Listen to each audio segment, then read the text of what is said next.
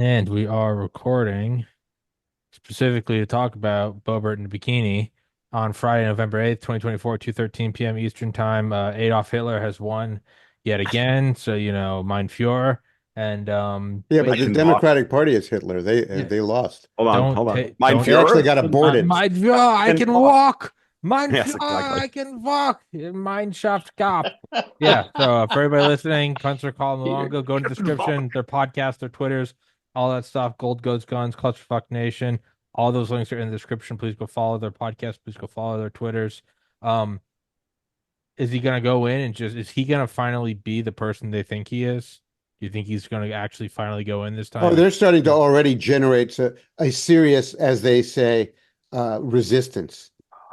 Oh You yeah, know, the resistance is already off the charts. They sabotaged the FOMC meeting on Thursday, It, asking, "Well, it fuels me. will you step down if Trump asks you?" No, It, but That's you're the but, that's the no, only answer. There's no yeah, other answer yeah. right. because he's got to pretend like yeah, there's independence, right? If he had yeah. Well, said this yes, that would have been horrible, moreover, the Trump doesn't have any power over him.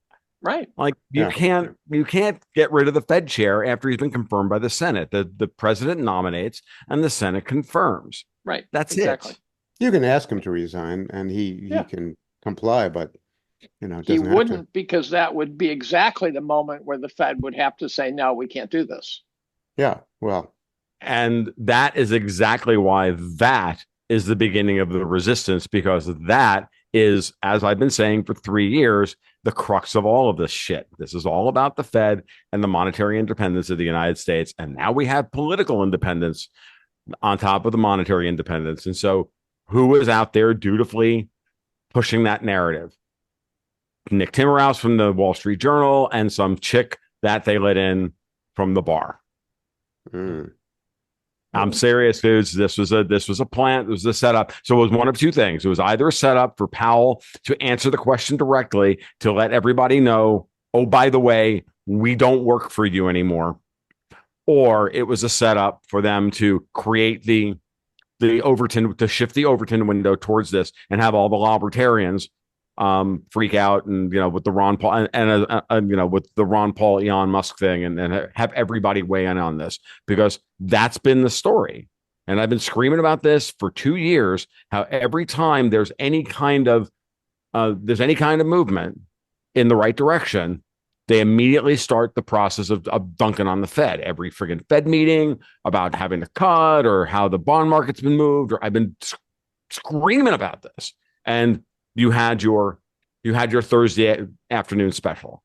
So there you go. That's my mhm. take. Because they're on the edge of a sovereign debt breakdown in Europe. The Mhm. only people screaming about Trump winning are the UK and the EU. China hasn't said a fucking thing. Putin's like, yeah, I'll talk to Trump. Iran hasn't Yeah, said yeah. anything. Putin was quite favorable.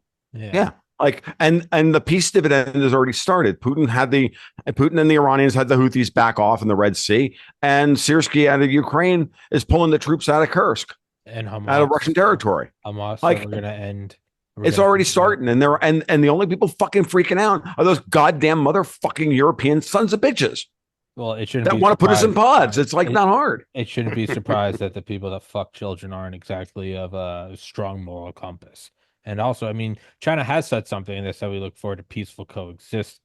Now, I don't know how much weight you give that. I mean, it's that kind of just seems not good or bad. It kind of seems empty. It's like Tim Cook or Bezos congratulating Trump. That kind of seems more performative. I mean, thing that gets me is, I mean, not only there is nothing funnier than the people saying, where did the 15 million votes go between 2020 and 2020? It's just like, That's a funny one.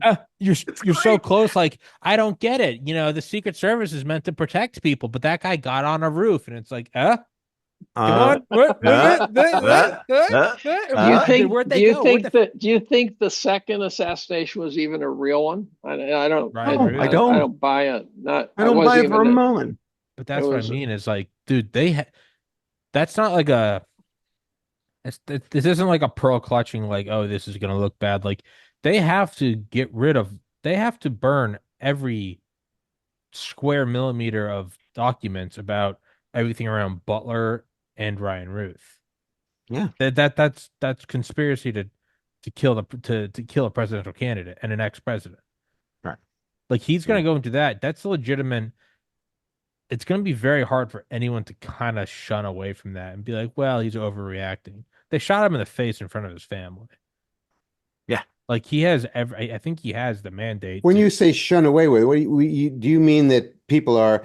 Do you mean that the when Trump once he gets control of the FBI and appoints people he can trust, that they're not going to investigate it? Or what are you saying exactly? What I mean by that is it's like when he went in 2017 and he was like, I'm not going to have Hillary arrested. It looks bad for the country. And I think most people, not everyone, but a lot of people were like, that's probably not a half bad idea to just kind of, that's what I mean. This isn't something where you'd be like, oh, he's just following with rhetoric. Like, no, they tried to kill him 4 months ago.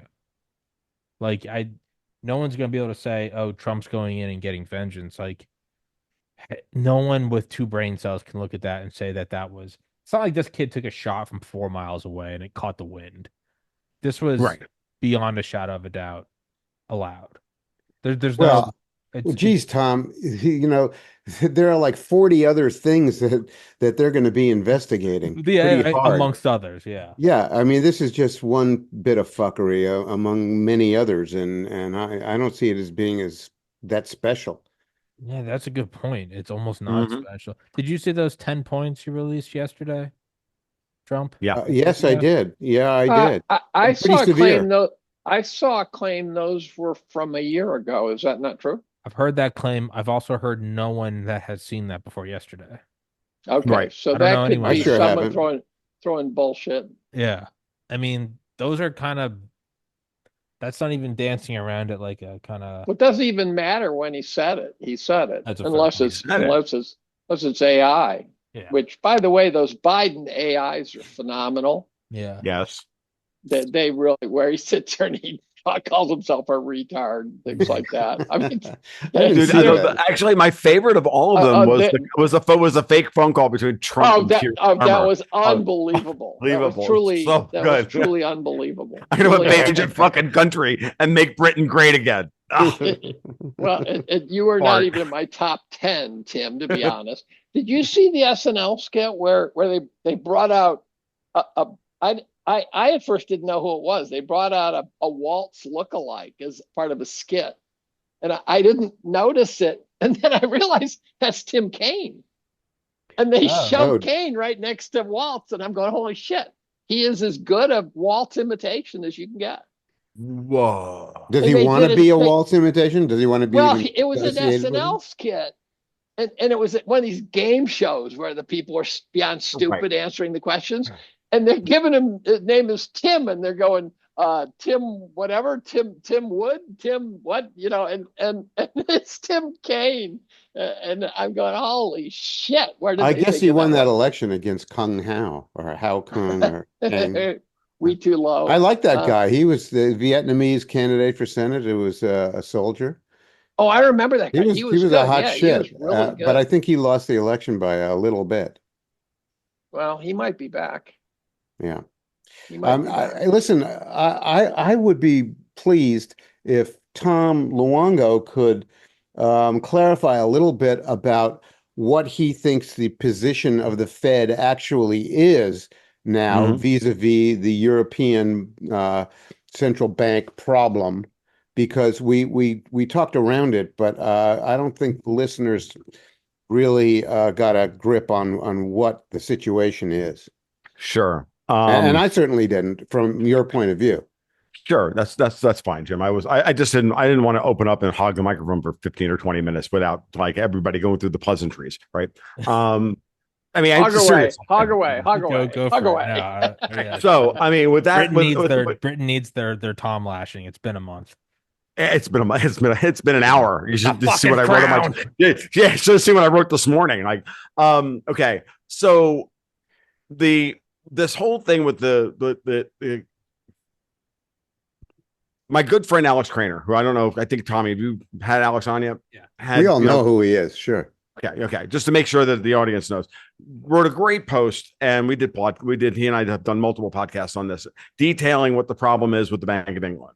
and the guaranteed debt and everything else. If you look at what's been going on in the last 72 hours, you've got Canada wanting to pledge another $50 billion worth of loans to Ukraine. You've got the Biden administration backdooring another $6 billion to Ukraine. You've got the EU desperate to send more money into Ukraine by seizing the Russian assets. You've got Zelensky going out there and going, we need the $300 billion and that you seize from Russia, give it to us. Okay. This is the untold story about this. Does anybody believe that money will do a damn thing at this point to stop the Russians if the Russians want to roll over everything in Ukraine east of the Dnieper River and all the way out to Odessa? Right. If they were to put all of their men on the ground right fucking now, the guys they have in Belarus are sitting on the freaking border and all of it. No, of course not. We can't even pledge any more weapons. We've already ditched all our stockpile. So this is about someone getting paid. This is about money that's owed to someone, about promises made. And as somebody responded to me on Twitter, it's envelope day on The Sopranos. And the EU is short a lot. And that's why this is going on. So this morning I saw somebody tweeted out, it's going like fire around my corner of Twitter, that the basis swap rate for the euro went negative for the first time since 1997 this morning. Meaning, someone is desperately short euros and, this the European system, banking system is feels like it's starting to seize up. You've got the German government is in the process of falling in response to all of this because they were trying to strong arm Christian Lindner, the finance minister, into throwing another $6 billion at Ukraine. And he can't legally without going to the Bundestag and asking for the money because they're already up against their debt limit. They're out of money for this fiscal year. There's no more concept. What's this concept? He didn't resign. He was fired. Oh, okay. I have this. I've read the German media on this. I have a couple of patrons in Germany that are feeding me stuff out of the German media on this. Okay. So I've got primary source material on this stuff. Because he wouldn't go to the Bundestag. Yeah, no, he wouldn't. He told Scholz, go for, if we can't do this, go for snap elections, and Scholz fired him on the spot. And the FDP then pulled out of the coalition. And then we started hearing noise about Scholz. I did a short podcast for my patrons yesterday morning. I'm going to rework it into a blog post. I'll put it out over the weekend for the details on this. It's murky German politics that'll take me half an hour to explain. And you guys, we don't want to do that today. You can read Eugipius and find out. What's that? Read Eugipius's blog. Yes, he's very good as well. So I think this is all about the money at this point. I think that's all Ukraine is about. I think Europe doesn't want to back down over this because they promised the cash flow over all of those trillions of dollars of Russian and Ukrainian assets to whoever they borrowed the money from to launch the war. Okay. And that's where this is and we're talking BlackRock and all the usual suspects here. And so now if the Bank of England is on the hook for a whole lot of this debt, and then the Bank of England, of course, is why Starmer is raising taxes dramatically in England because he's got to pay this because Parliament's on the hook to pay back the Bank of England, then we can see where this is going. Either this is a global cash call for the debt that is the black hole of Ukraine. And if Trump is going to pull out now and is basically going to call Putin and say, let's this is over. And even if Trump effectively says, look, we're done. We're not putting another dollar in. You guys want to fight a war in Ukraine? You go right ahead and do so. Found a great. Doesn't everybody already know that's the case? Right. Well, they kind of do. Right. But now we have to ask ourselves the following question. What's their counter move to this? How are they going to keep Biden and Harris, and how are they going to stop Trump from taking power? Because they've all threatened it 1,000 different ways from Sunday, which is what we all have to start really game planning out now. I'm done. I took a day off. I celebrated. I had a hangover from election night. Well, I walked around in a daze on Wednesday. We did the thing. And then on Thursday, I got back to fucking work. I don't know about you guys. That's what I did. Oh, because sure. Because I can't help myself. I didn't even get drunk that night. I got barely drunk. It's my old pear mead or plum mead from 20 years ago. I had like, 2 glasses of this shit. And I'm such a cheap drunk. I was like slurring my words on the friggin' live stream we did Tuesday night. Dude, I stayed up until he broke 270. So when you say they, who are they? You mean BlackRock, the Blob, the Blob, the classic deep state, along with the old European money center banks, like all those old families. We're talking about all of that stuff. We're talking about what I usually call Davos, but it's also the British remnant banks as well. They're all fucked here. That on this part of the Venn diagram of their incentives, remember, destroy Russia, they both agree with. They just disagree who gets to be in charge after they destroy Russia. Well, if they're fucked, and if BlackRock is fucked, and the other giant, I don't know what you call them, holding companies for pension funds and everything, the money, Right. the giant, colossal money managers, they're fucked. Then aren't the American banks all fucked? of them. Well, no, not necessarily. Not necessarily, because remember, this is why I say that the Fed has separated us, and a lot of our major money center banks have separated themselves from contagion in Europe going back to 2019. Remember, I've made this argument in the past. In 2019, JP Morgan refused to take as repo collateral European debt at par. And that's what set off the super crisis. Was that when the repo spikes were occurring? And after 9 months, that started in January. Zero Hedge ran like a half a dozen articles, which I can't find anymore because Zero Hedge's freaking search function is crap, and they're not indexed by any of the search engines properly on purpose. But they ran half a dozen articles, kept saying, "Why is J.P. Morgan trying to start a repo crisis?" Mm-hmm. And then in September it happened. SOFR blows out because it's a thinly traded market at that point. The Fed has to step in. 6 months later, we get COVID. Like, as far as I'm concerned, Powell was raising interest rates, which he wasn't supposed to be doing. COVID, as far as I'm concerned, was, along with all of the other things, one of the other subplots of COVID that I've been talking about from this perspective for a long time, is that it was a two-pronged attack on the two enemies of Davos when the U.S. government, President Trump and Chairman Powell, the two most powerful men in America. And the only fucking thing that would be more powerful than the two most powerful men in America is a global pandemic. Mm-hmm. So you think that model is the induced coma model for the global economy, and right? where they put the economy in a coma. Right. Force the U.S. Treasury market to go bidless, which is the only way you'd ever get Powell to intervene the way he did in May of 2020. So he needed the cover. Well, it's not that he needed the cover. They all pulled their fucking bids to destroy the market. Like over the CARES Act, they wanted the global inflation. So what do? When you're most of the market, remember the market, the more I think about this, Dave, and all of you guys, I did a podcast with my friend Chris Sullivan about this, and he was talking about, we got into plumbing and order book manipulation and everything else. When you go to trade on a daily basis, the plumbing, the dark pools, the order books and all of that stuff, you realize that what set off COVID? What set off the financial crisis? We went to bed on a Friday evening and oil was $80 a barrel after Vladimir Putin and OPEC Plus said they weren't going to cut production. And on Monday, we opened up, it was $40 a barrel. Now, you don't think that had a couple of spillover effects across the entire global economy? And then they pulled their bids on the fucking U.S. Treasury market. Like the trapped oil went to minus.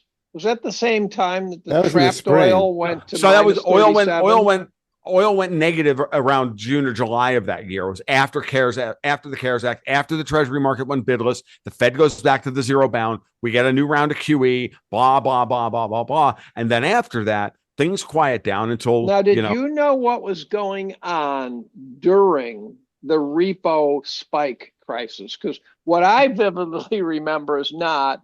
And then I had this very strange 2-hour conversation on a Saturday night with Grant Williams.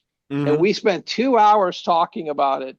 And we got to the end and we both agreed that we didn't have a fucking clue what was going on. I didn't understand it really either, Dave, to be honest with you. This is this narrative that I just spun, and it's a narrative and it's a perspective. I'm not saying it's the truth. I think it's one angle on the truth.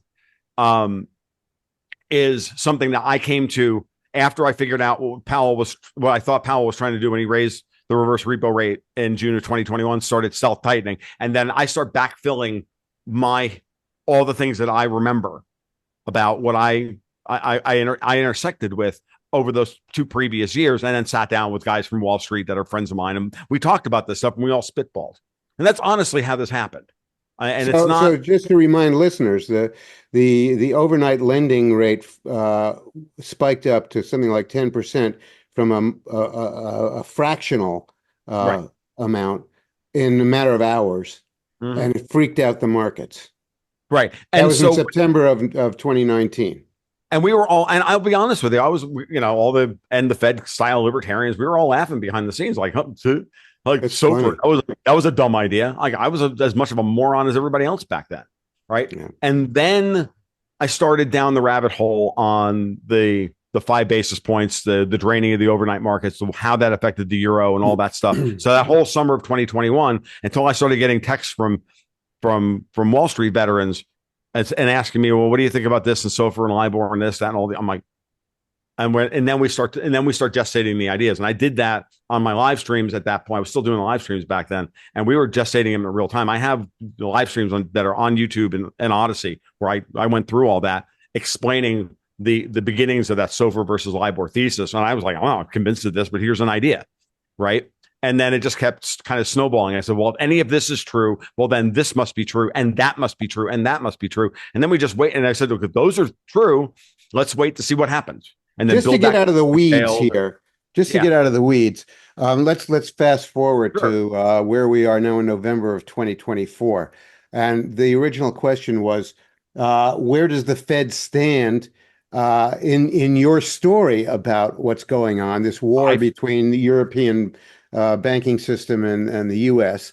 And just why would Lewis Powell or Jay Powell drop the rates rather than hold fast at where they were at least?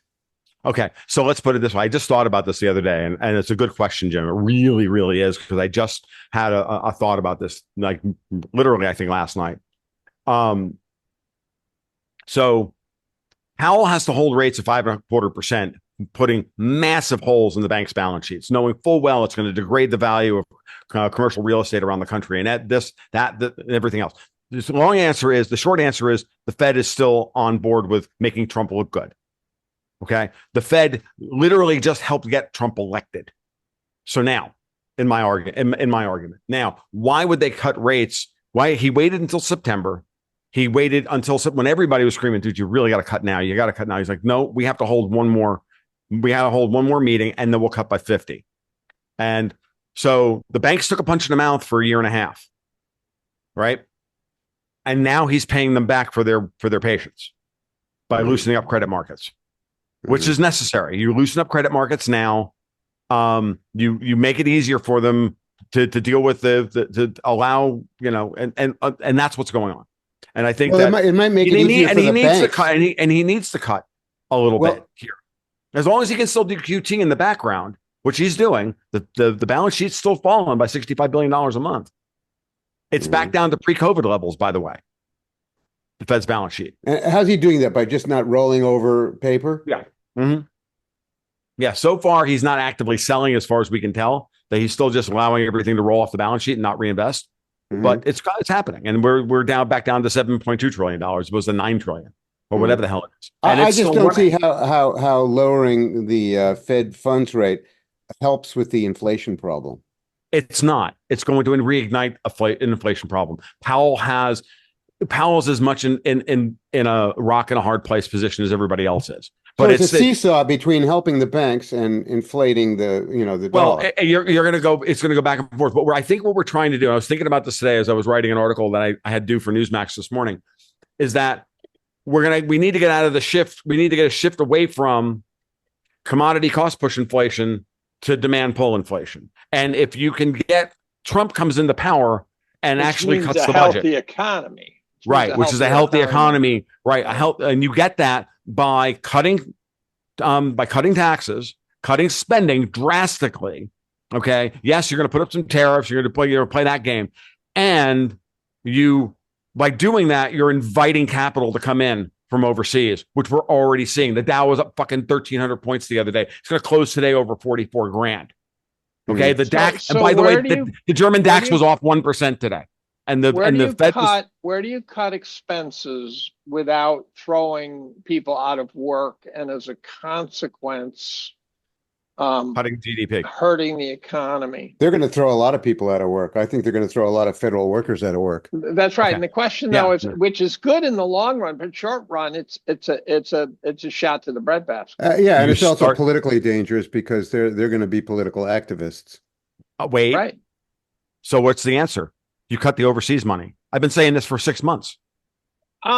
The You cut overseas the money that's- money, which would be more precise about what you mean by overseas money. I mean the NGOs, the CI, the dark pool, Oh, all I the think NGO that- money, and I think all they're that going to money. blowtorch. They're going to blowtorch a lot of NGOs. right. And you start cutting that money. And the way I put it is this way: if you think of it as if you're the CEO, you're like, well, what's the SG&A on that $1 trillion? Right now, I'm tearing up over the loss of the NGOs. Yeah. Right. I'm getting the vapors over here. Fuck that. Right. I know. So the way I'm looking at it is, it's like first we get peanut, now we get the NGOs. How is this fair? Listen, know. after much consideration, we're going to remove. I think it's a good genocide in swap. Pakistan. Yeah, It's I'll it was take between it. that Peanut and took one for the team. it was between Yeah. Pakistani gender I love you studies and the guys. B-21 radar. It was a tough choice. but the big one is this. Let's just think about Could it we from pull troops from home? Could we pull troops home? Yeah. Let's start here. Close I'm the bases. CEO of a company that needs to cut costs, but I don't want to cut my domestic costs, so I cut overseas. What's the SG&A on that money? Which would be the government workers who actually manage moving that money around within the bureaucracy. I don't know, 7%. Can we cut $1 trillion from the budget and cut from overseas money going overseas and put $70 billion worth of people on the unemployment rolls? Who's king of the world now? Elon Musk. Yeah. Elon Musk is the man with the machete. Well, supposedly he's And Ron Paul. You know that you saw the Twitter exchange, right? Yeah, I did. Yeah. Absolutely. Is Ron Paul No. going to assist him? Elon reached out to Paul and he said, "Let's chat." And Paul said, "I thank you for the invitation." And then Elon Musk was on the Ron Paul Liberty Report, guys. Well, Ron Paul really knows what the where the budgetary stuff is. The So question that, is, if Ron croaks, would Ron Paul's machine still be involved? Then it would fall to Rand, who knows all the work. Well, Ron Paul also has other people, I think. I Yeah, guess he it does. would be Rand. I guess it would probably be Rand. I don't know. Yeah, no, There it would are be. people who would like to shrink the federal government.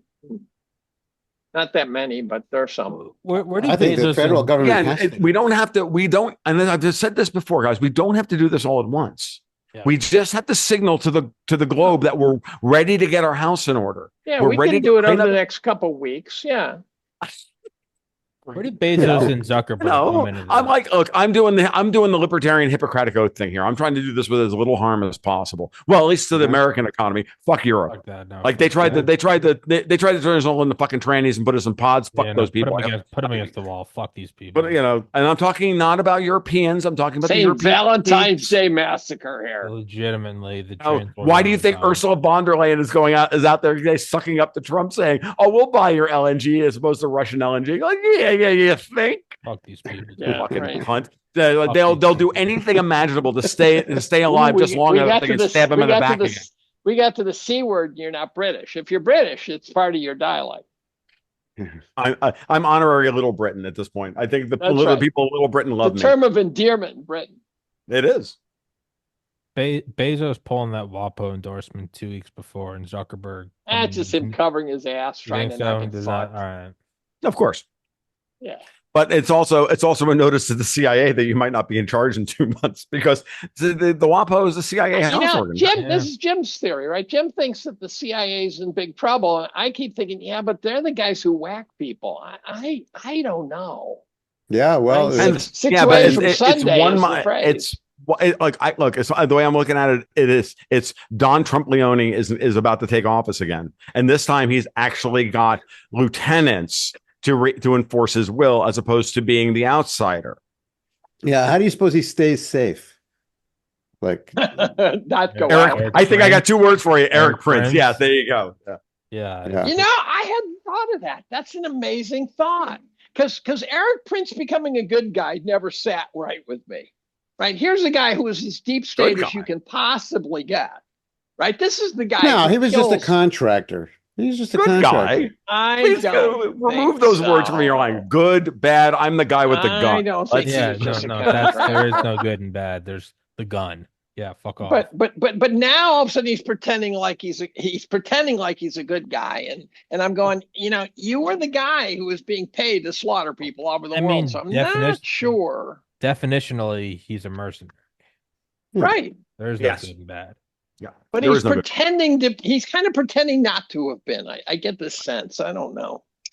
Well, And there's then- always the What possibility. scares me now Eric- is that Eric Prince called himself an Austrian economist. He does. That's He no, does? I don't like that idea. That bothers Wow. me. Like Why? And then I remember the day I guys, learned guys, that DeVos. there are so was many of these Eric- fucking people that are not libertarians that go in and say, I'm a libertarian, and they LARP as they're fucking rhinos and Trotskyites LARPing as libertarians to go in and destroy everything. That they did this. What do you think they did to the LP? I was there. I watched it So happen. Pompeo will be a libertarian then. Yeah, exactly. I remember the day I learned that DeVos was Eric Prince's sister, and I go, "Oh no, really?" Mm. Oh God. Well, one thing we don't have to put up with is Pizza Boy being climate czar. I think the climate czar position is likely not long for this world. Let's start there. We can John save a Kerry lot of money. Pizza Boy? Chevron. No, John Podesta. Oh, Podesta. I'm sorry. Podesta. Yeah. All the toppings. Yeah. Yeah. Yeah. So I think we're going to save a lot of money on bullshit climate shit. Is John Podesta going down? He goes down on kids, I'm told, but that's Well, I mean, is is he going down to like a federal penitentiary? Oh, that would be great. Yeah, keep That'd be it going, Dave. stupendous. No, I love Yeah. you, Dave. no, pull in Pizzagate more. I think it's important. Pizzagate's back on the menu. Well, if they put There you Flynn go. in the if they put Flynn in the cabinet somewhere, Pizzagate's in trouble. Let's fucking go. Oh, God, please. Flynn will unleash the army on the Pizzagate tribe. Yeah, yesterday when they announced that Susie Wiles was going to be appointed chief of staff for Trump, Did you know her? I didn't know who she was. That was news to me. I knew her only that she was in the background there in the campaign. I don't really know anything about her bio or her history. But one of the things that she apparently had a meeting where she laid out conditions for her taking the job, and one of them was explicitly that the so-called clown car was not allowed to be brought into the White House. Or You they mean had to like Josh Bolton type guys? Or something, no, or more what? like actually, the Marjorie Taylor Greene types. Oh, but were- sitting there, I saw Trump were last to be night kept in were some. to be kept at a distance if she was going to take the job. I wonder if Mike Flynn is considered to be in that group.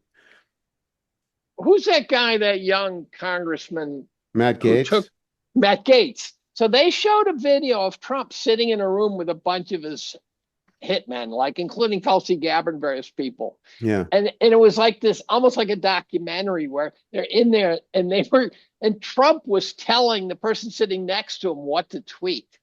They said, and the title of the tweet was, "This is how Trump tweets." And they're sitting there watching the news and stuff, and they're all talking, and Trump's going, "Okay, do this, do this, do this, do this." And it was really entertaining. And I didn't see that, dude. and Oh, Matt see that. Gaetz was there. oh yeah. Yeah. Well, but he would be a clown car guy, in my opinion. Oh, no. He could be. I mean, he could be in that crowd. I mean, they're both congressmen, Marjorie Taylor Greene, Matt Gaetz, but they have tended to be, performative, shall we say? I happen to think that they're probably pretty good people.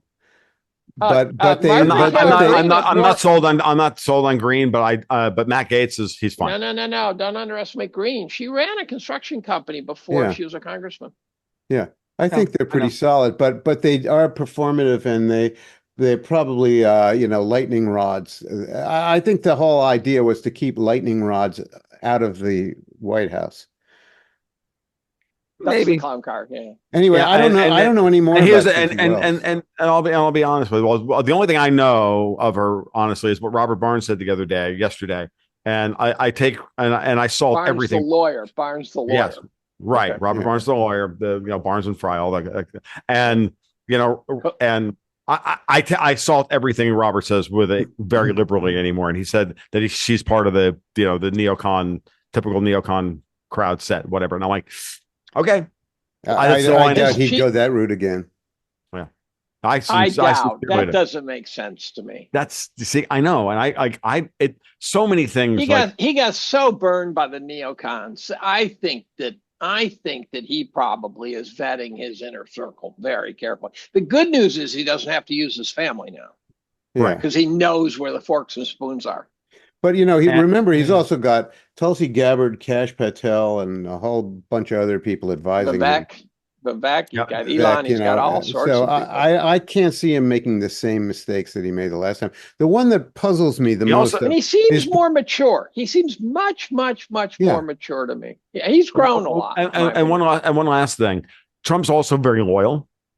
Yes. One of his faults is that he wants to be liked by people. The other one is that he's loyal to a fault. He could be paying her back you get to be chief of staff for a few months.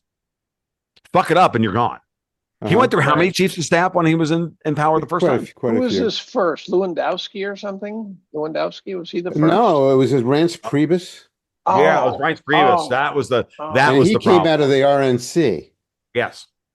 Well, I wanted to say the one that puzzles me is they're floating Mike Pompeo now for a cabinet position. Yeah, The British are floating the British are floating Mike Pompeo. That's all Twitter. Way That's do you all. let Pompeo in there? No, that way would do be you let my Pompeo thought. in there. I know. No way. No way. And worse than anything else, I love him to death, but Judge Knapp is the one that was like sounding that horn yesterday. And okay, maybe he did that on purpose in order to get everybody up in arms to overwhelmingly tell Trump no to fucking Pompeo. Maybe that was the gig. I hope that's what the judge was doing, because dude, seriously, no. Yeah. The chatter today that was interesting was someone was floating Kash Patel for CIA director. I can't imagine the mayhem that would break out in Langley, Virginia, if that happened. I had dinner. These guys would all be former... loading their pistols in their office, and I God had dinner knows. with a former CIA director one night. It was John Deutsch, who I think was a post-it for the CIA. I think and then they booted him out when they needed to get rid of him. That was way back. He was the most arrogant fuck you ever met. He was truly astonishing. He sat there. This is a true story.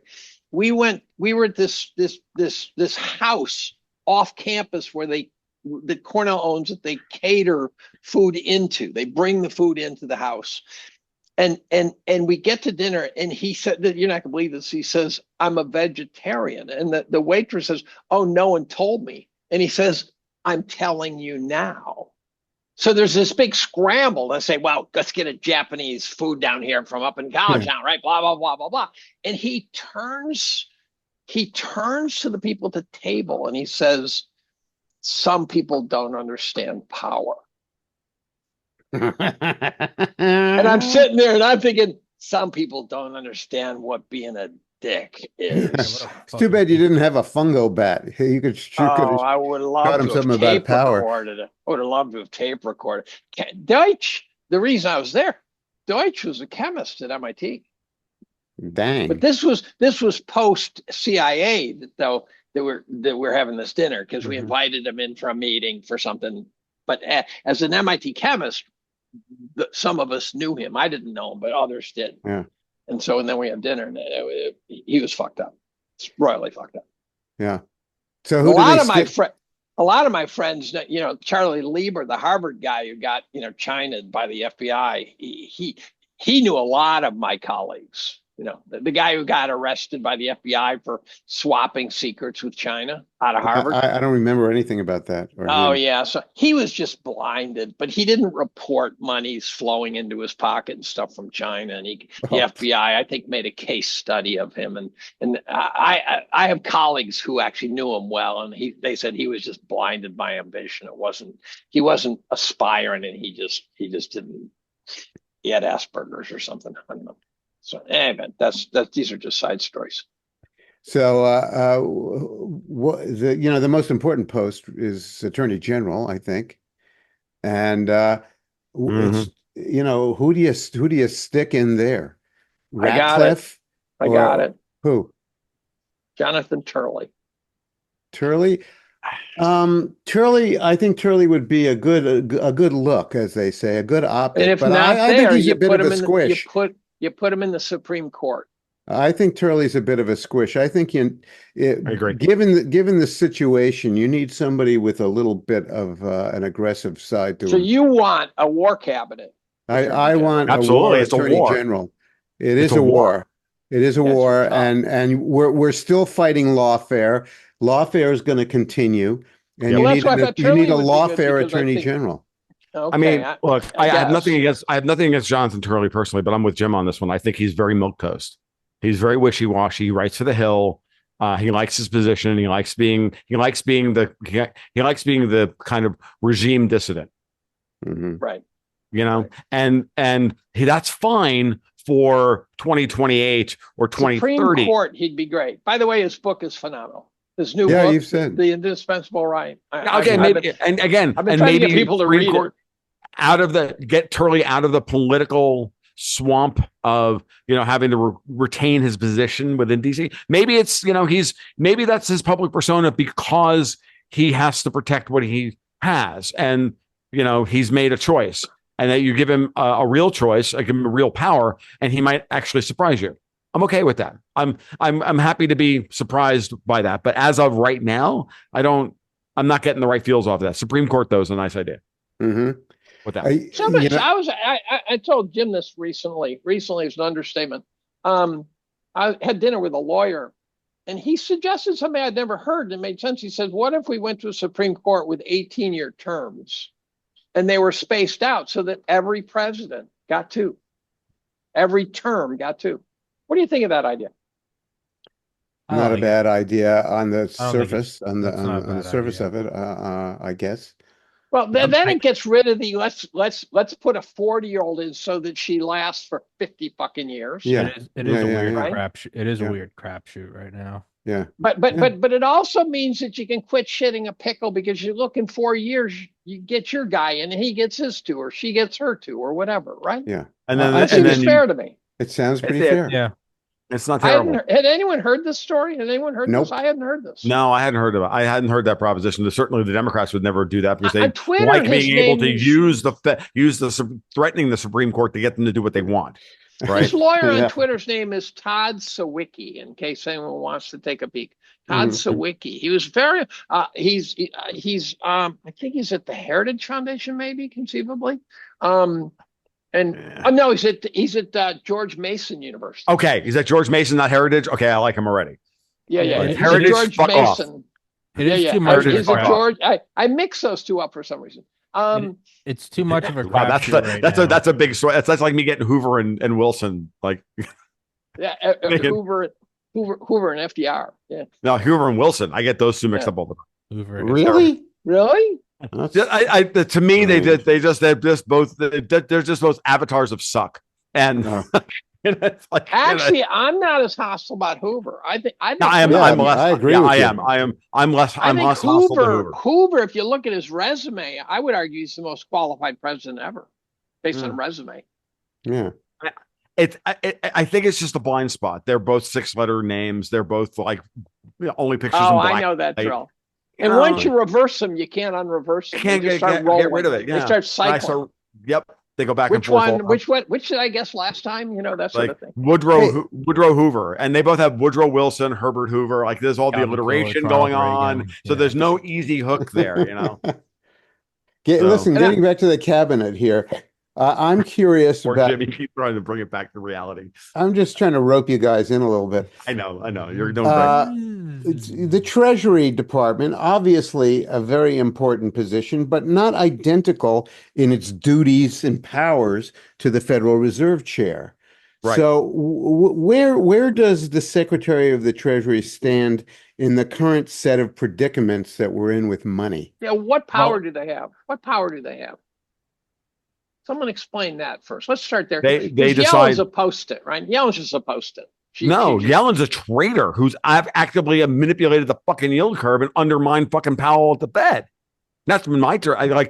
This is You clear mean data. by selling short duration debt? Yes. Yeah, by manipulating the yield curve, by selling short duration debt, buying the long end of the curve, creating and maintaining the longest and hardest yield curve inversion in history. So the question is, does the duration of the yield curve influence the magnitude of the problem after the fact? It does if you're doing so in order to keep German bunds from rising, in order to save the ECB. That's been my argument for 3 years. And you can watch it like lockstep. Every time the ECB starts to get into fucking trouble, Yellen is there either going to China or doing yield curve control or selling shorts in order to and selling shorts to restrict the supply of longs when there's a collateral shortage. She's done this over and over and over again. How long can you do that? She can only do something like that, but she can only do it for so long. How long can you do that without really harming the bond market? Oh, she has harmed the bond market irreparably, but that's because she's a fucking traitor, Jim. I have a different view. I would literally hang her for fucking treason over the Washington reflecting pool and feed her to dogs. But I like dogs too much to feed her to dogs. So hyenas. I get irritated when people say that when the interest rates were near zero, Yellen should have sold long duration bonds. Yeah. And I have a problem with that because the interest rates were near zero artificially. And so what they're saying is, once we've artificially driven the interest rates low, the Secretary of the Treasury should fuck every saver right up the ass. Well, yeah, I'm thinking that's a moral problem I have. It is. I know it is. It is a moral problem. And moreover, it then enables Congress to be able to profligate spend and deficit spend even more. Mm-hmm. So congressional spending and unauthorized spending, which isn't even congressional, is the source of inflation, in my opinion, period. Agreed. So can a Treasury Secretary reverse any of that bad behavior without breaking the economy? Yes, they can. Yes, they can. First they cut the budget, and then you issue. But they don't cut the budget. Yeah, they don't. But they have the ability with the yield curve and how they issue debt. The way the market, they have the ability to do that. I have the Secretary of the Treasury for you. Who? Stan Druckenmiller. There you go. Perfect. Because my default position on that is Rand Paul, but I don't think Stan but I would agree with you. Stan has more gravitas. No. Stan is more widely respected. On all sides of the camp, on both, and feels deeply that we fucked up. It feels deeply that we fucked up. That's a great call, Dave. Stan would be a perfect. I'm not choice. As dumb as I look. Really? You look brilliant. Well, maybe. How dare you? No. Is there any built-in conflict between the Secretary of the Treasury and the Chief of the Fed? There shouldn't be. When they were both globalists, they were selling the country down the river. When one of them was a sovereigntist and one of them was still a globalist, this is what we've had for the last 3 years. Mm-hmm.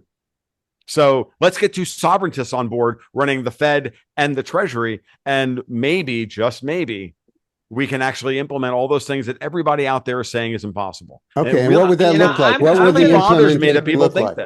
What would the implementation look like? I'm going to stop doing these podcasts when I reach the point where I understand everything Tom tells me. What would the implementation look like?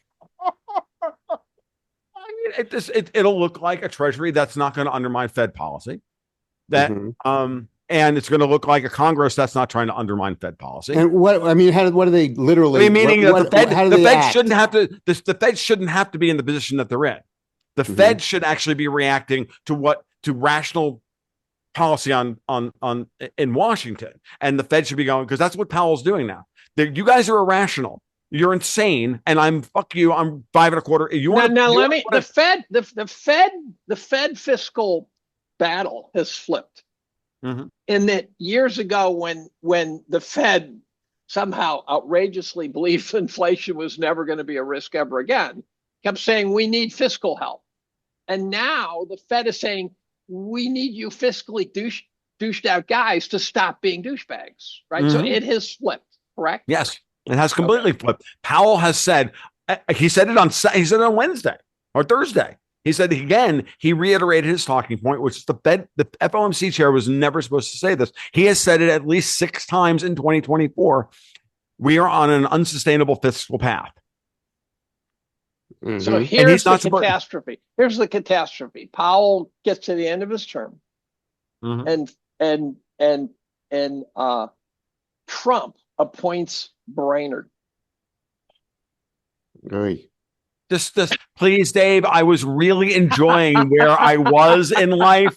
I was like, I was good, and now you fucking destroy me. And you know she wants it badly. Oh, I know she does. She'd go down like Kamala to get that one. Oh, that's why she tried to throw Powell under the bus in the fall of 2021. Right.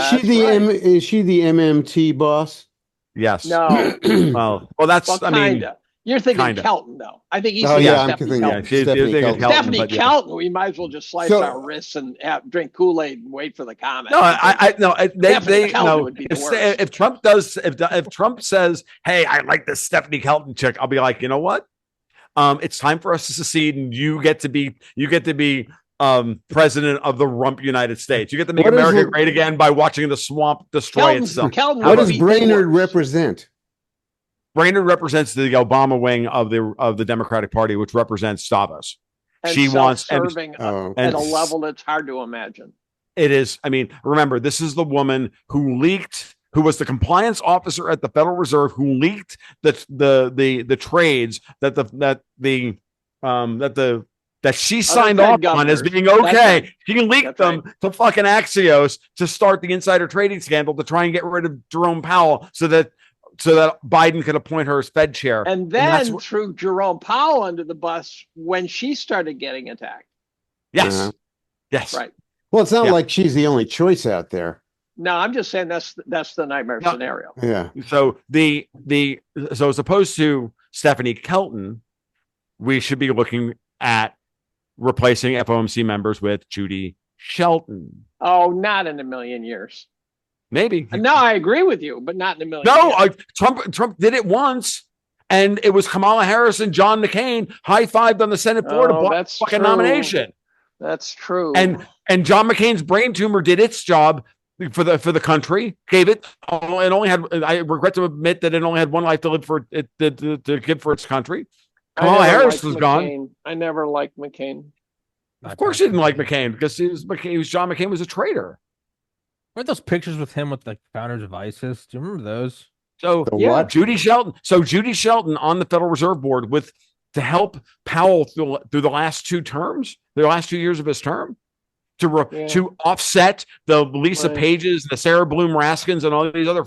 I don't even know these people. I have no idea what you're offsetting with those guys. These are the people that Obama put in when they got rid of the insider trading scandal got in charge. Powell's on the board of governors. Of course he is. Of course he is, but he's only going to be there for 2 more years. What happened? Right. I mean, he's in charge of interest rates, right? And so we have Powell, but they replaced it. But Danielle DiMartino Booth has been complaining about this. She's like, they keep putting all of these communists in the Federal Reserve on the FOMC. Eventually, one of them is going to rise to chair. That's why we have to change that process. And this is one of the major battles that everybody's talking about the rest of his cabinet. The real important part here is what happens with the Federal Reserve. And if I'm right about Diamond and, the half of Wall Street that, cares about America and the other half that still, works for the fucking Rothschilds or whatever. There you go, Juiceburg boys. Okay, there you go. I mentioned the Rothschilds. I have to do that every once in a while, just to like Jim getting mad at you already. No, I hate that. I hate that shit. It bothers me to no end. I'm like, I actually like to make fun of those guys. Look, my point is that we have to get past all of that. We have to realize that the Fed is a necessary evil to get us through this transition period to whatever we're going to be next. Well, after you, me, all three, Tommy's doing podcasts with the next generation of bald guys. Okay. And that's where we have to think. We have to think on this. We can't be thinking, the next 3 months to 6 months. We have to be thinking about, okay, how do we set things up? The court, Congress, Correct. the voting system, right? All of this stuff, the regulatory schema that we have today, all needs to be removed. This stuff needs to be Until changed. this election, I was convinced we had to wake up under a bridge stewing in our own vomit before this could happen. I think we have pain and suffering in our future, but I think we might have skipped the vomit under the bridge phase. I agree. And I'm happy that I think the Butler assassination attempt was more than just metaphorical. We missed a bullet. I think we missed the whole. I think we saw it and we were like, I'm not trying to suck dick under an overpass. It's not. We're not out of the woods yet, but I think you can start to set things in a place. The dick suck is behind the dumpster at Wendy's. Correct. Vomit under the bridge. That's where the empty bottles of Boone's Farm and Mad Dog 2020 are. Yeah, that's right. That's where you buy the farm. Yeah, but that's the thing is, if there's only 4 years are going to go by like that. I mean, I think if you can only fix one thing, or if you have to hyperfixate, I would say, just go total war about elections, about ballots, about ID, about no machines. That alone, that will fix the most things for the longest amount of time. Well, that would be a legislative fix in Congress. Yes, you basically pass one simple law, that says paper ballots, one election day, mail-in ballots only for absentee, absentee ballots, as in the old days, and hand counts. And that could be done if you had a president demanding it. That could be done if you had a president demanding it. Yeah, no machines. Just so you guys know, I've talked about this before, but did anybody notice what happened in Florida? Oh yeah, yeah. They counted the votes like in 6 hours, 90 minutes. 8:01. They called the state of Florida. Now, I know how the state of Florida has voted in the past. I know I've been there when my wife was in the supervisor of elections office, she was working there during Bush v. Gore. Okay. In Alachua County at the time, which is one of the bluest counties in Florida and still is, they have the exact system that we have statewide now. Okay. Which is Scantron ballots where you physically and then run them through the machine and you're done. And they are all retained.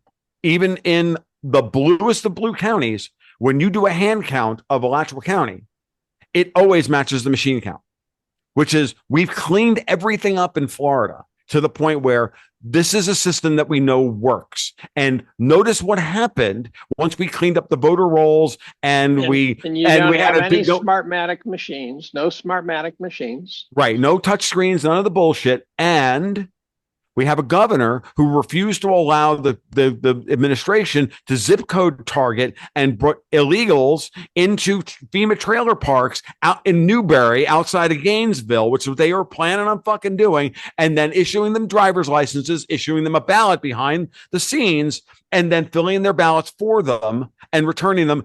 Those are legal ballots, folks. That's what they've been doing. Yeah, sure. That shit needs to end. And guess who gets the opprobrium for that?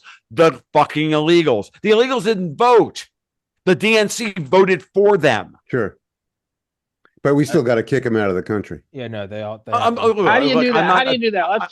So let's talk about that's this. a separate issue. We're just talking about elections. We can shut down the border quickly.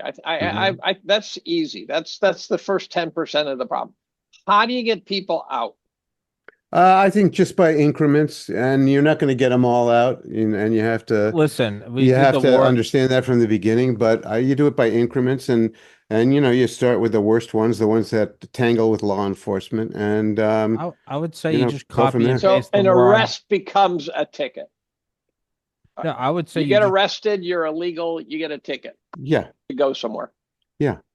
I would say you just copy and paste the war on terror. Just spend 20 years, $7 trillion, and 1 million people might die. I don't think you want 1 million people dying within our borders. I gotta be honest. I don't care. Fuck these people. I legitimately don't care anymore. because it's not going to stop. Nothing's going to stop.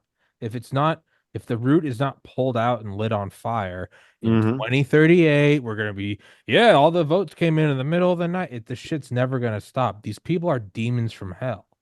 Yep. It's never, I don't want anyone to die, but I'm at a point now where I don't give a fuck. I'm 34. I have a long Right. life ahead of me. Fuck these people. The only thing they understand is force. Yes. Well, It's it's what 3 it p.m. is. and you're still in your bathrobe. So Yeah. Well, who are these people? The illegal Well, immigrants, or it's also now he's the also in lefties, Maine, the so the you know. lefties who are the enabling them to lefties, come in? the That's lefties. different. The Yeah. wokenistas, you know. Maybe we should The deport them Wokenistas. instead. You know, the term I heard the other day, someone referred to Canadians as snow Mexicans. No, Mexican. And I go, what? Never heard that one before. We have Uh, a town nearby called Candor. I was listening to two construction workers, and one of them was ragging on the other one. He was referring to him as a Candor Rican. I go, man, these guys are ripping it today. oh God, that's great. Candoricas, holy shit. But That's Yeah. I just thought they were from Osceola County. But Colin, the other back to the votes though. I think the thing you can do, it's like it's like if you had to give life advice, so what's the best life advice that applies to the most number of people? It's like get 8 hours of sleep, try to get as sober as you can, hit the gym, and get some sun on your face every day.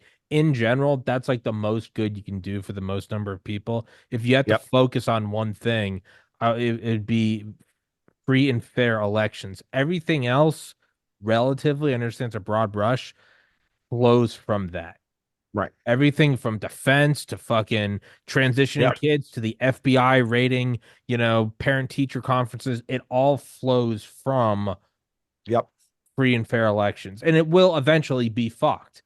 But if you can kick that can down the road 50 years, 100 years, I Mhm. think that's the most good you can do is to have a legitimate, verified voting process. That's the most good you can do. And I agree completely, Tommy. I just want this as a coda on my story about Florida.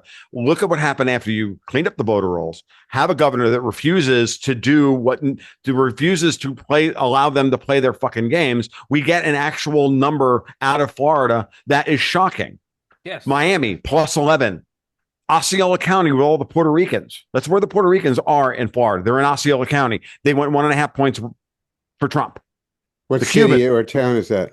that's south of Orlando. Okay. So the Pissing me in. Clintons moved them all in after the hurricanes ripped through Puerto Rico during the Clinton administration. They literally didn't rebuild the freaking country. They just moved them all to Osceola County in order to turn Florida blue. That's what they did. Okay. With cleaned up voter rolls, Hillsborough County went red. That's Tampa. Duval County, which is Jacksonville, went red. We have the only red urban centers in the country. The only counties in Florida that went blue are Tallahassee, Gainesville, the two big college towns, Broward, and West Palm. And West Palm only went 1.5 points for Harris, which is an absolute blowout victory for Trump. It's usually 70-30. I saw something this morning. Do that to 50 states and see what flows from that. Exactly. From international to domestic to health to taxes. If it is the will of the people, everything else will flow from it. Right. You wonder why Greg Abbott hasn't done anything like that in Texas. Why's that? Well, no, I don't know. You wonder, why the fuck are you not cleaning this shit? Yeah. So the classic argument now is everybody should be asking, okay, where did those 15 million votes go from 2020? How about why did she only win states where there is no voter ID? And in every single state where there was voter ID, she lost. And she lost fucking badly. She lost Florida by 13 fucking points. You might find allies. Even I was surprised. You might find allies in the Democratic populace, because I personally believe, and I think I'm seeing evidence amongst my colleagues that they have realized that the Democratic Party fucked them over so badly that they might say, look, we don't like what happened to either. We share your pain. And so as a consequence, it could be a bipartisan support from the populace to straighten out the system because they know that they got shoved a mentally deficient person in 2020.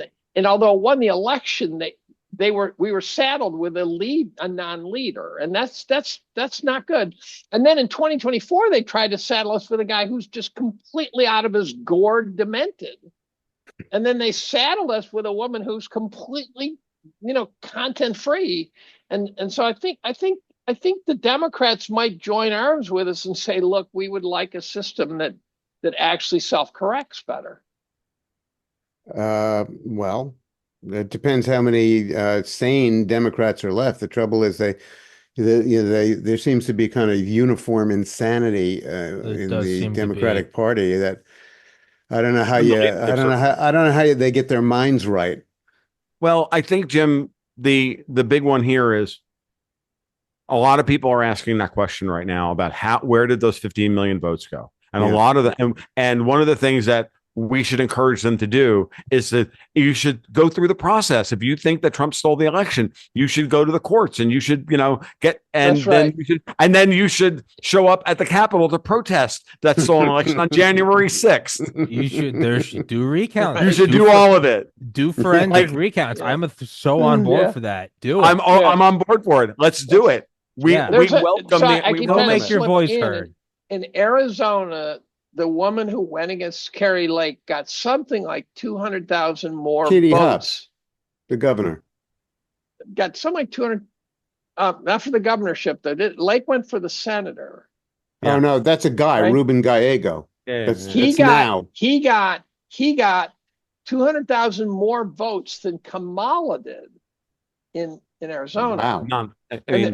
And that's kind of almost mathematically not possible, to the extent that the idea of skipping Kamala and going down ballot and going blue. Yeah, no, I don't buy it. Yeah, but that's what the count shows. Yeah, I know. But they're trying to steal, guys. They're trying to steal the House as we speak. That's exactly what that is. They're trying to steal the House as we speak. So Jamie Raskin in 2020, his 2022. I just love Jamie Raskin. They stole 50. He's so huggable. Yeah, he's so like they stole 15 seats in the 2022 election between November and mid-December. I watched them do it. Okay, like this went on for 6 weeks, where they were still coming up with finding ballots under in people's desk drawers and shit. Like, it's retarded. Well, when I see Jamie Raskin, I think that we need a new cabinet position and put Daniel Penny in it. I think Daniel Penny should be fucking chief of police in New York. So, does he get acquitted? Does he get acquitted? I think so. I think so. In a sane world, but under Trump, I think he'll get pardoned. He can't pardon. I mean, he can only pardon federal offenses, federal crimes, federal convictions. Federal crimes is all you can do. Retarded. Never mind then. But I think it's okay. You're a millennial. We know. The mood change could influence that outcome. The mood change in the country could. But I don't think there's a snowball's chance in hell that the guy should get a medal. Oh, absolutely. The guy shouldn't have been charged. He should have gotten a medal. Mm-hmm. And if he had pulled out a gun and blown the guy's head off, he should still get a medal. Yeah. This was not just a mistake. No, he killed a guy who was threatening to kill people. Yeah, that should be standing operating procedure. That's right. That should be a sea change in SOPs. Yeah. No. Yeah. Don't use a gun. Use your hands and kill yourself. And the guy who helped him, the black guy, after an embarrassing couple of weeks of no indictment, they indicted him and then they dropped the charges. Hello? Yeah, and they're referring to Penny as the white man. Really? In the newspapers? No. In the courts. He's being referred to as the white man. I mean, that to me ought to be such an easy acquittal, although it's not like they haven't destroyed the guy's life. The guy is not going to be the same after that. He might be a hero, right? He might actually elevate. It might be one of those things where he becomes something he couldn't have been without this kind of notoriety. But back to what I said when I said just do the GWAT here, and you said I don't know if you want 1 million people dead. That's what I mean though, is by fuck these people. They have shown through vaccine mandates and through this shit and through, I mean, we know George Floyd overdosed from fentanyl and isocarfentanyl, and yet Chauvin's still in jail. Like, we know this shit. That's what I mean by fuck these people. They tried to Do you blow Trump's know head off. who the lawyer? They Do want you, you dead. It's not do you it's not know hyperbole. They want you dead. They hate one you. of Fuck these one of the people. expert witnesses in the George Floyd death who testified? I don't even know on which side. Who testified what George Floyd died of? Said he did not die of a drug overdose. He said he died from the guy's knee on his back, the other guy. Now, does anyone know who that lawyer was? And it'll blow your circuits. He was an expert witness for the Floyd family. What was his name? Pierre Corey. Really? Whoa. Really? I've had him on here. Yeah. I've met Yeah. Pierre Corey. Yeah, he's a cool Well, he is a pathologist, isn't he not? Or was he an ER doctor? I forget. He was a famous doc. I mean, he really had Pierre he Corey. really had- Pierre Corey's still Pierre a famous Corey. doc. Yeah. Well, he's super part of famous. he's Yeah. part of that posse of resistor. Right. Yeah. But doctors. people don't know that he was a key player in the George Floyd civil case. That's awesome. Uh-huh. I didn't So know that. he Very And then odd. now it's what's interesting is I met Pierre I had lunch with him a couple of years ago back. One of my patrons. We put the You mean lunch together. Before COVID? No, it was after COVID. It was when he had just released his book. And I got the sense from him that he was a man who had an awakening. They all did. Between They all exactly. did. I So got I the asked sense. Aaron Cariotti that too. So Cariotti wrote a book. It's like at some point I'm going to stop reading COVID books, but I keep doing it. I keep getting Cheryl Atkinson's book this year. I actually plowed through the Pfizer paper book. It's horribly painful. Yeah. But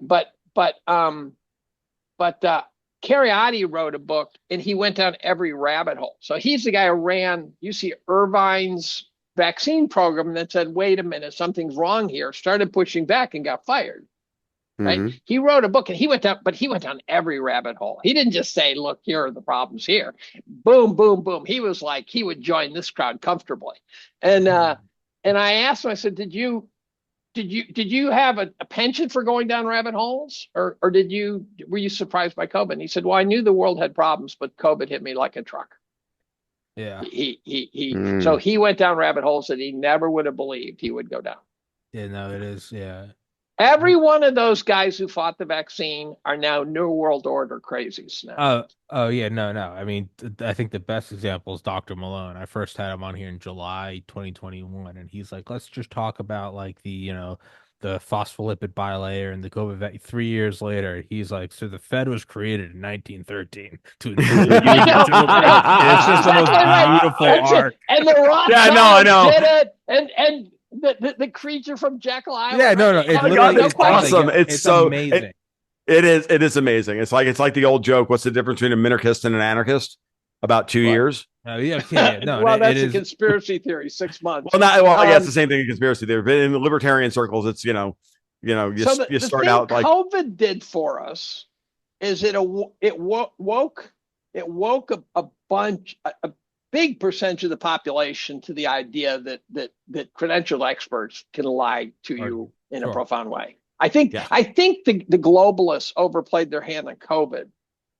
If they had just dialed it back a little bit and looked rational, they might have gotten away with doing what they wanted without actually being caught. Is anyone, for example, ever going to trust Bill Gates again? Is anyone ever going to trust Bill Gates again? In fact, he may find he is going to be in a court of law in the Netherlands on very serious charges. Except he's not allowed to go, and he's not allowed to go back to India because they've indicted him for mass murder. I saw this morning that somebody is talking about stripping Pfizer's immunity, an AG in one of the states. No. It was another company's immunity. Some judge ruled that even though they had immunity in one way, there was some way they slipped a sort of a protocol fraud charge in there and said you're talking that about. They can be charged with. That was just this week. Yeah. That was just this week. Yeah, I just saw that. That's a seam that lawyer and that judge found, and that could open floodgates too. Yes, it could. So amazing. Imagine what these guys are thinking watching Robert Kennedy out there. Exactly. Oh, well, the rumor was the big pharma guys all met saying, what the fuck do we do? Now, again, as I've said to Jim previously, they had to have been meeting all along saying this could happen. Right. But pharma. So my fear is that they're going to turn Kennedy into a health czar instead of into a FDA nuker. I want him to deal with the bad guys. I think let someone else be the health guys. Yeah, and I think okay. Let me put it this way. But I think that was the deal. I think that was the deal. Like, let's not kid ourselves. To get Kennedy on board, he had to be promised a prominent cabinet position, and head of the FDA is a good place for him.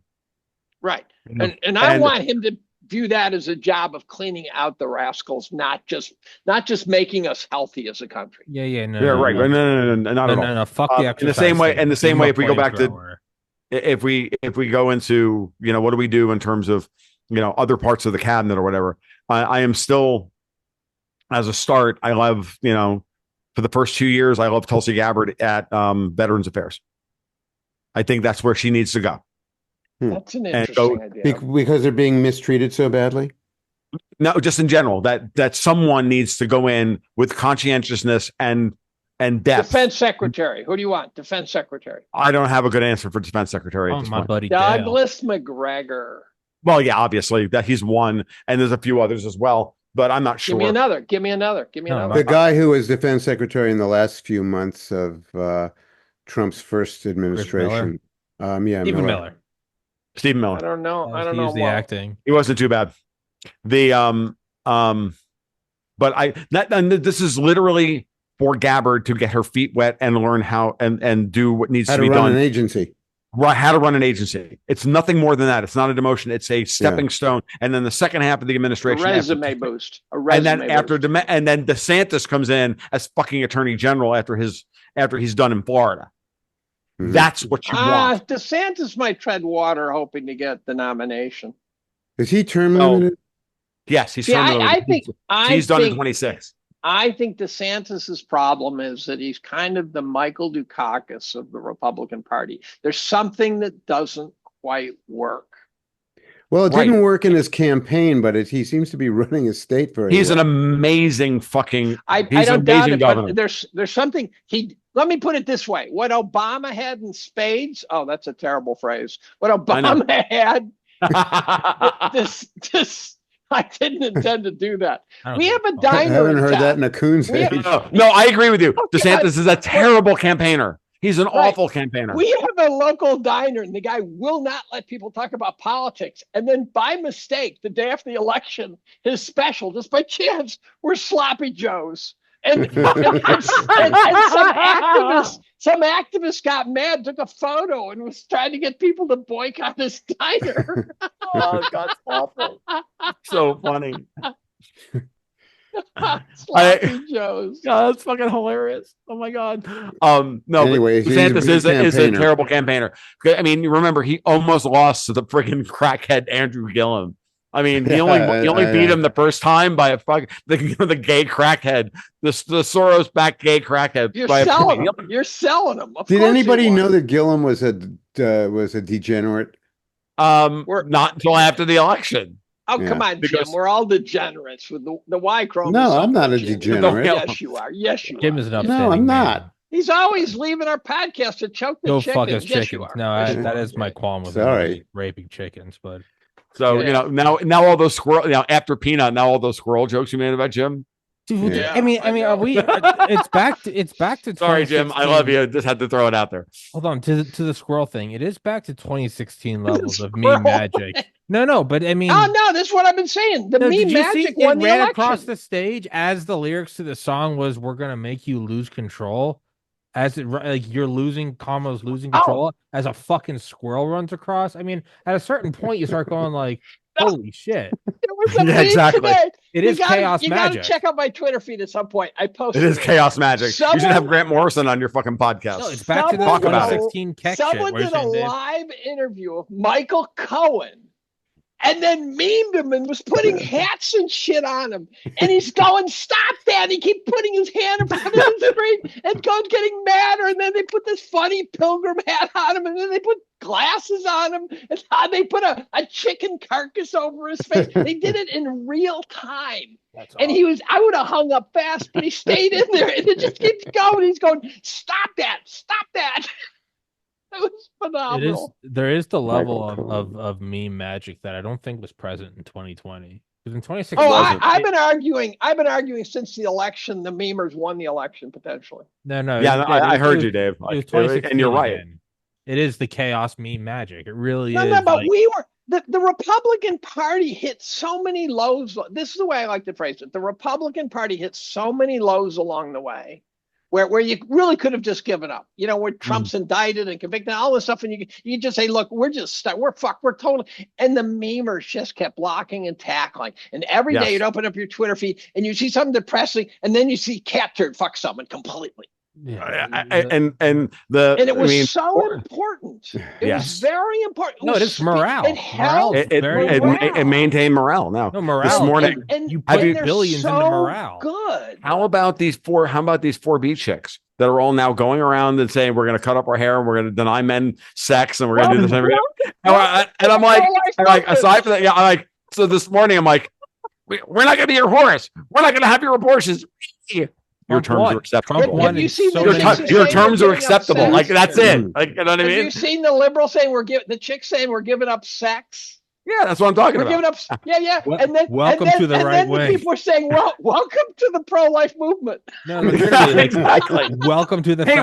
While you're at it, why don't you protest on January 6th? There was a picture at Trump's winning rally of Brendan Dilley staring forward, and you could just feel the love in that fucking guy. You could see it. You go, he's sitting there going, we did it. And Brendan Dilley and these guys did it, in my opinion. I think it was I don't know if they had to have him, but it was very important, because every time you thought you were down and out, some meme would come along and say, oh, that is funny. Well, it is. I mean, that is the value of morale. That's why, it is morale. World War II, they had it's a war. Twitter's the foxhole. The left have no sense of humor. The left is a humorless bunch of whiny bitches. Mm-hmm. Well, humor is present company excluded. Jim's awesome. Yeah, we love you, Jim. He is. And he's got a great sense of humor. I mean, that the man runs a blog called Clusterfuck Nation. He has a sense of humor. Yeah, no, I think so. Yeah. No, I know you do. Like I do. He's not a lefty, so let's start with that. That's true. He's a Democrat. That's true. I'm a registered Democrat from 1970. You're what we used to call a Moynihan Democrat, Jim. Which I mean that I was never a lefty. Never a lefty. I thought you were a lefty. No. I wrote a book actually the last couple of years. Published it last February, called Young Man Blues. In fact, here it is. There's me. See, that 20. picture to me looks like a punk ass lefty. Right there. I wasn't a lefty. That guy. I'm wearing a tie. It's 1960. It's 1968, and I'm wearing a tie and a jacket. But you got a shit-eating grin. That's a lefty shit-eating grin. Hey, Jesus. But anyway, you're not getting anywhere with Collum today, Jim. But when I was a sophomore in college, I ran for president of the student government as a joke. I was elected at freshman year. I was elected as a sophomore. I was in decent classes, so I knew some of the smart kids. I was doing sports, so I got the jocks, and I was the drug supplier to the druggies. So I probably mowed my opponent down. That's awesome. Did you actually do the job? What's the job for ninth grade president? Oh, ninth grade. I thought you said freshman in college. Oh, no. Because I was in charge of like a $500,000 budget or something like that. Oh, no. No, I was a student government in college. Freshman in high school. I was a sophomore in college, and I ran for president of the student government during the middle of the hippie revolution.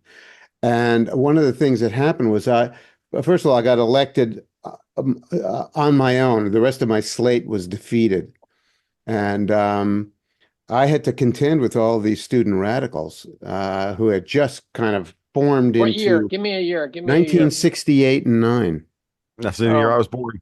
I was Well, born. that was the height of the so, hippie so what we can say Aquarian for sure is that hysteria. Jim did not get through The point childhood is this, that I without had doing to some serious drugs. I I didn't do serious drugs. Really? No, I didn't. Oh God. I never did anything more than marijuana. Okay. And I did some speed in high school. Oh, yeah. But I ended up coming into conflict with this new coterie of student radicals who I Interesting. discovered even, as a 20-year-old, I discovered exactly how despotic the left was. And it Mhm. made a big They impression with me really that are. stayed with me for the rest of my life. Yeah. And they're the left of 1969, the young youth left of 1969 is no different from these batshit crazy people in our time today. Are you So, sure they're not worse today? it's more like the Overton window has shifted, or they've shifted it. They've become, well, that's a good question. Because I Uh, think the left back in I think those they're a days little were more trying sadistic to now make the than, world better. I think the yeah, left in those I days think they thought were they were making trying, the world better. They yeah. were trying to stop the Vietnam War and but things like now it's that. pro-Ukraine and And also mutilating your another children in thing general. about there was no gender Yeah, no, confusion no, it's straight stuff demonic. going on at the time. There was some race tension and conflict, but there was no gender agitation. It wasn't in there to confuse the picture, if Mhm. you know what Right. I mean. No one in the They left were in So the it trying was to much they were more trying to strictly help the world. And political. no one in the left in the 60s would have cheered on the government forcing a corporate product into Or people's bombing veins. the fuck out of people. Yeah, no, Yeah, the That's thing right. about the and of course, vaccine another mandate, thing that that you guys is, didn't experience was that in that period, in 1968 and 9, the left was completely anti-establishment, Right. Yes. pro-free speech.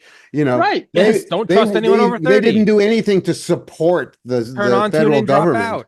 It's My They wife were that was way, in and they that were that window. way all the way up until the Yeah. mid '90s. Yeah. yes. So, My the wife left was in today that is window. really it's a different left, but their basic impulses are similarly despotic and But they're tyrannical. Marxists now. They're Yeah. overt Marxists now. Yeah. Well, the thing is Excuse that, me.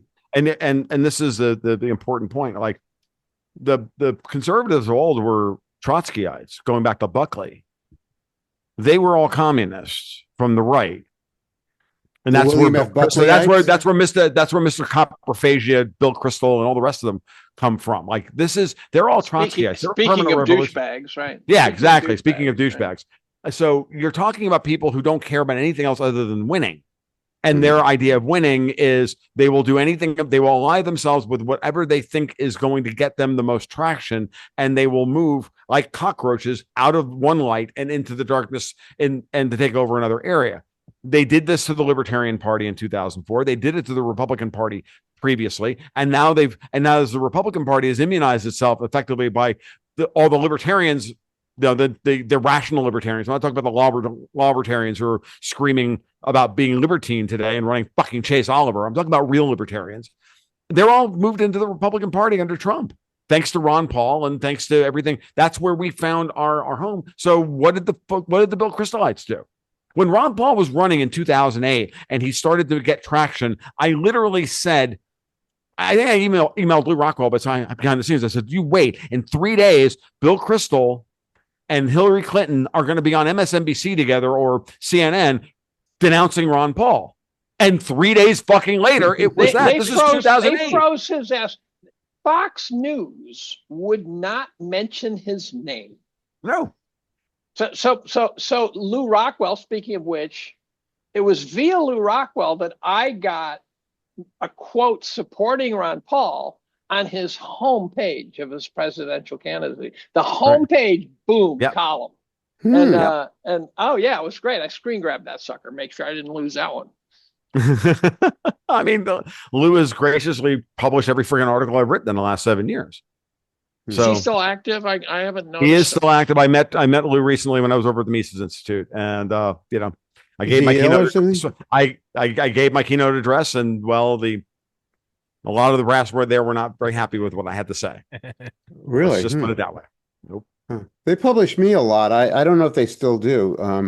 So, they go I in think and I don't know. I haven't spoken to Lou since then. I don't know if he was up there. I mean, honestly, from what I understand, it was Lou that recommended me for the gig. So he knows what I do. What did you tell him? I told What him. did you tell the audience? I told him. I told him exactly what I've been telling everybody else. It's time to put our pants on, and it's time to go out there. And we have a great story. Let's go tell it. Let's go be a part of the train that's coming. Like this is what we have to do. It's our time. But at some point, you're going to have to make your peace with the fact that the world is complex, and that it's not a monolith. There's not one narrative out there. It's not the Fed's the villain, the free market's the hero, and we're the victims. Yeah, sometimes the Fed has to be. Sometimes you have to frame the Fed in terms of being either the victim or the hero, and then start playing the game. And Davos is the villain, and this one's, you know what I mean? And that's and that they won't release the speech, guys. It is hilarious. They won't.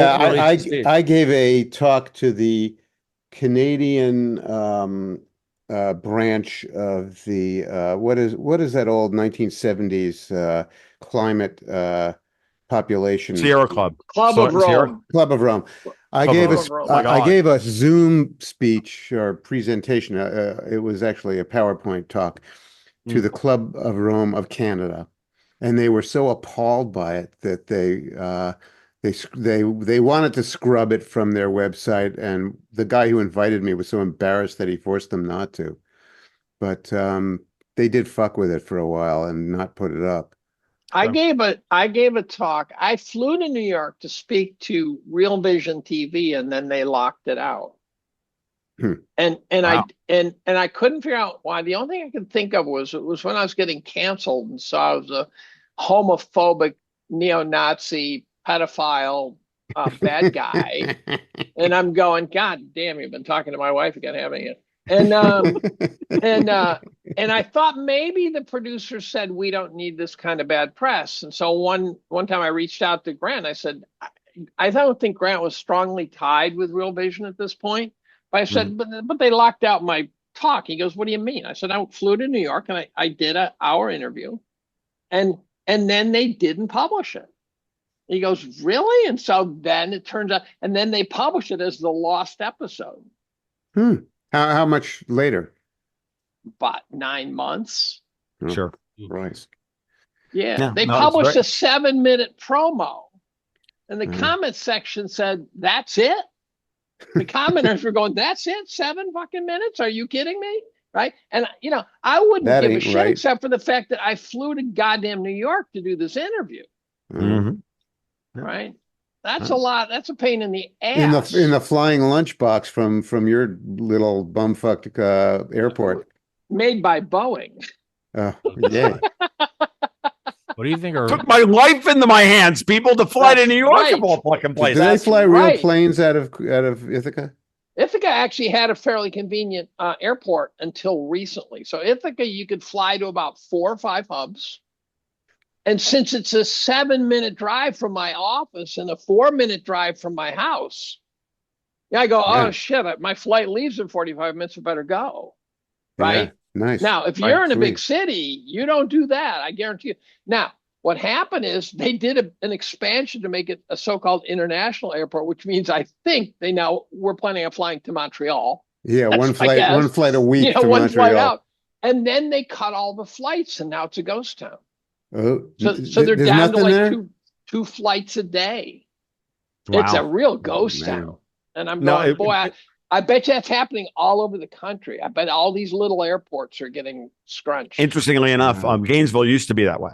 If you wanted, when I was going to school, if you wanted the quietest place in Gainesville to study before a big exam, you went to the airport. I'm dead serious. Like the coffee bar was open until midnight, and it was quiet. There was only 2 gates. Now there's 6 gates. And, we actually have, and it's not terribly expensive. It was mostly existed to just fly the university. Right. People in and out. That was it. And, the sports clubs. And then there were a couple of flights, commercial flights out.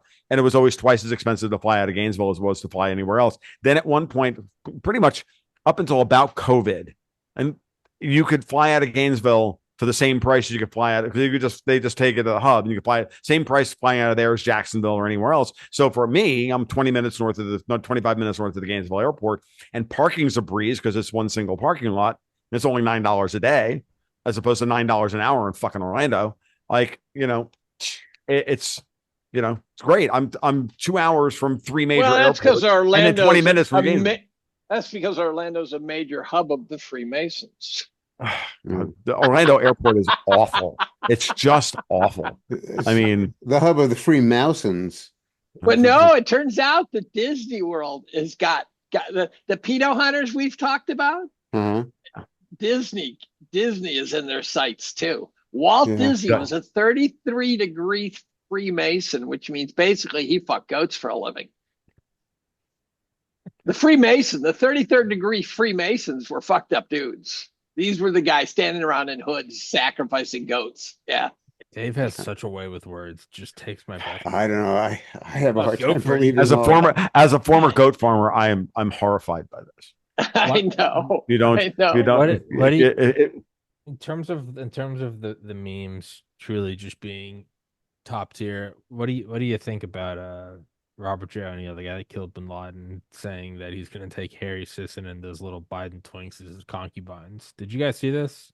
I don't know what you're talking about. You guys saw yeah, this? I don't either. It was like the day before the election. There's like these two little like TikTok. You'll recognize the little Biden TikTok. They're like 20 years old.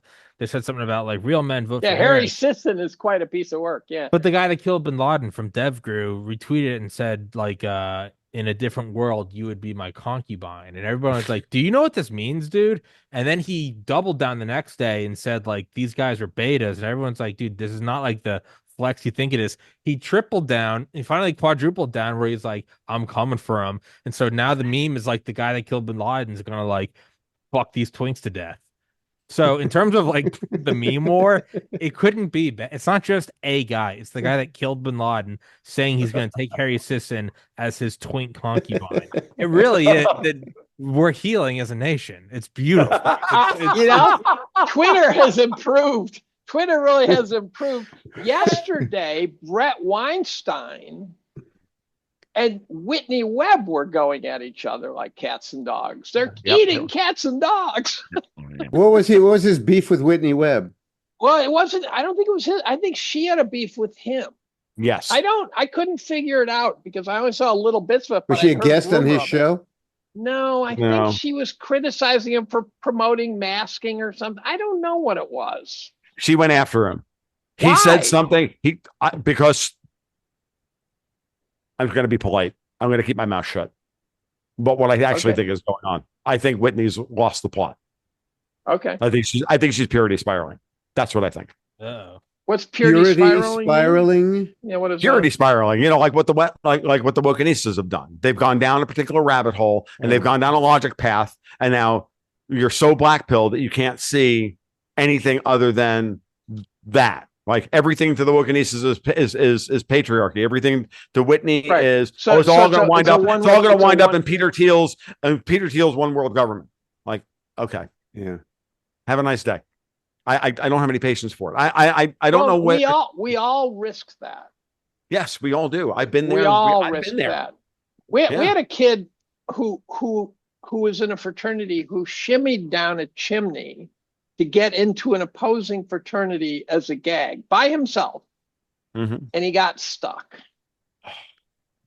And the estimate is he might have been in there alive for like 24 hours. Now imagine being his parent, knowing every chimney you see for the rest of your life, you'd picture your kid spending 24 hours in there. Now, he died. What the going joke was, the question is, what did he die of?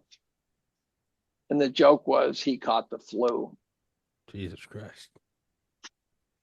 I broke into a neighboring fraternity's house and stole a picture and lit it up. That's a standard. That's a standard. I know. Standard I had no idea. I had no idea it was the brother that died of cancer. Like 10 years prior. Dare you to break into Skull and Bones. No. So what do you think that's all about? Skull and Bones. Yeah, what's Skull and Bones about, really? I think everything we see is the probably Yale the lower secret society. I think all these things we see are just different names for probably the bottom tendrils of a real whatever hub that controls the world. I think Club of Rome, Trilateral, I think these are all just kind of like the the foothills of the mountain of Right, whatever the fuck right. whatever the real thing is, we don't know. Yeah, We won't know, we'll too never know many the name. prominent people have come through Skull and Bones. So it Yeah. clearly is It's a smaller. training ground. It's a Yeah, grooming But a ground feeder. is it A anything really feeder. world more than leaders. an influencing network? Good I mean, question. Good No, but question. I that's don't also imagine not that they're nothing. in An there like, influencing network of the pissing on each richest kids in the other or, world. doing Wait a minute. Wait a minute. Are you crazy telling things. me that you can't picture George Bush pissing on John Kerry? Not really.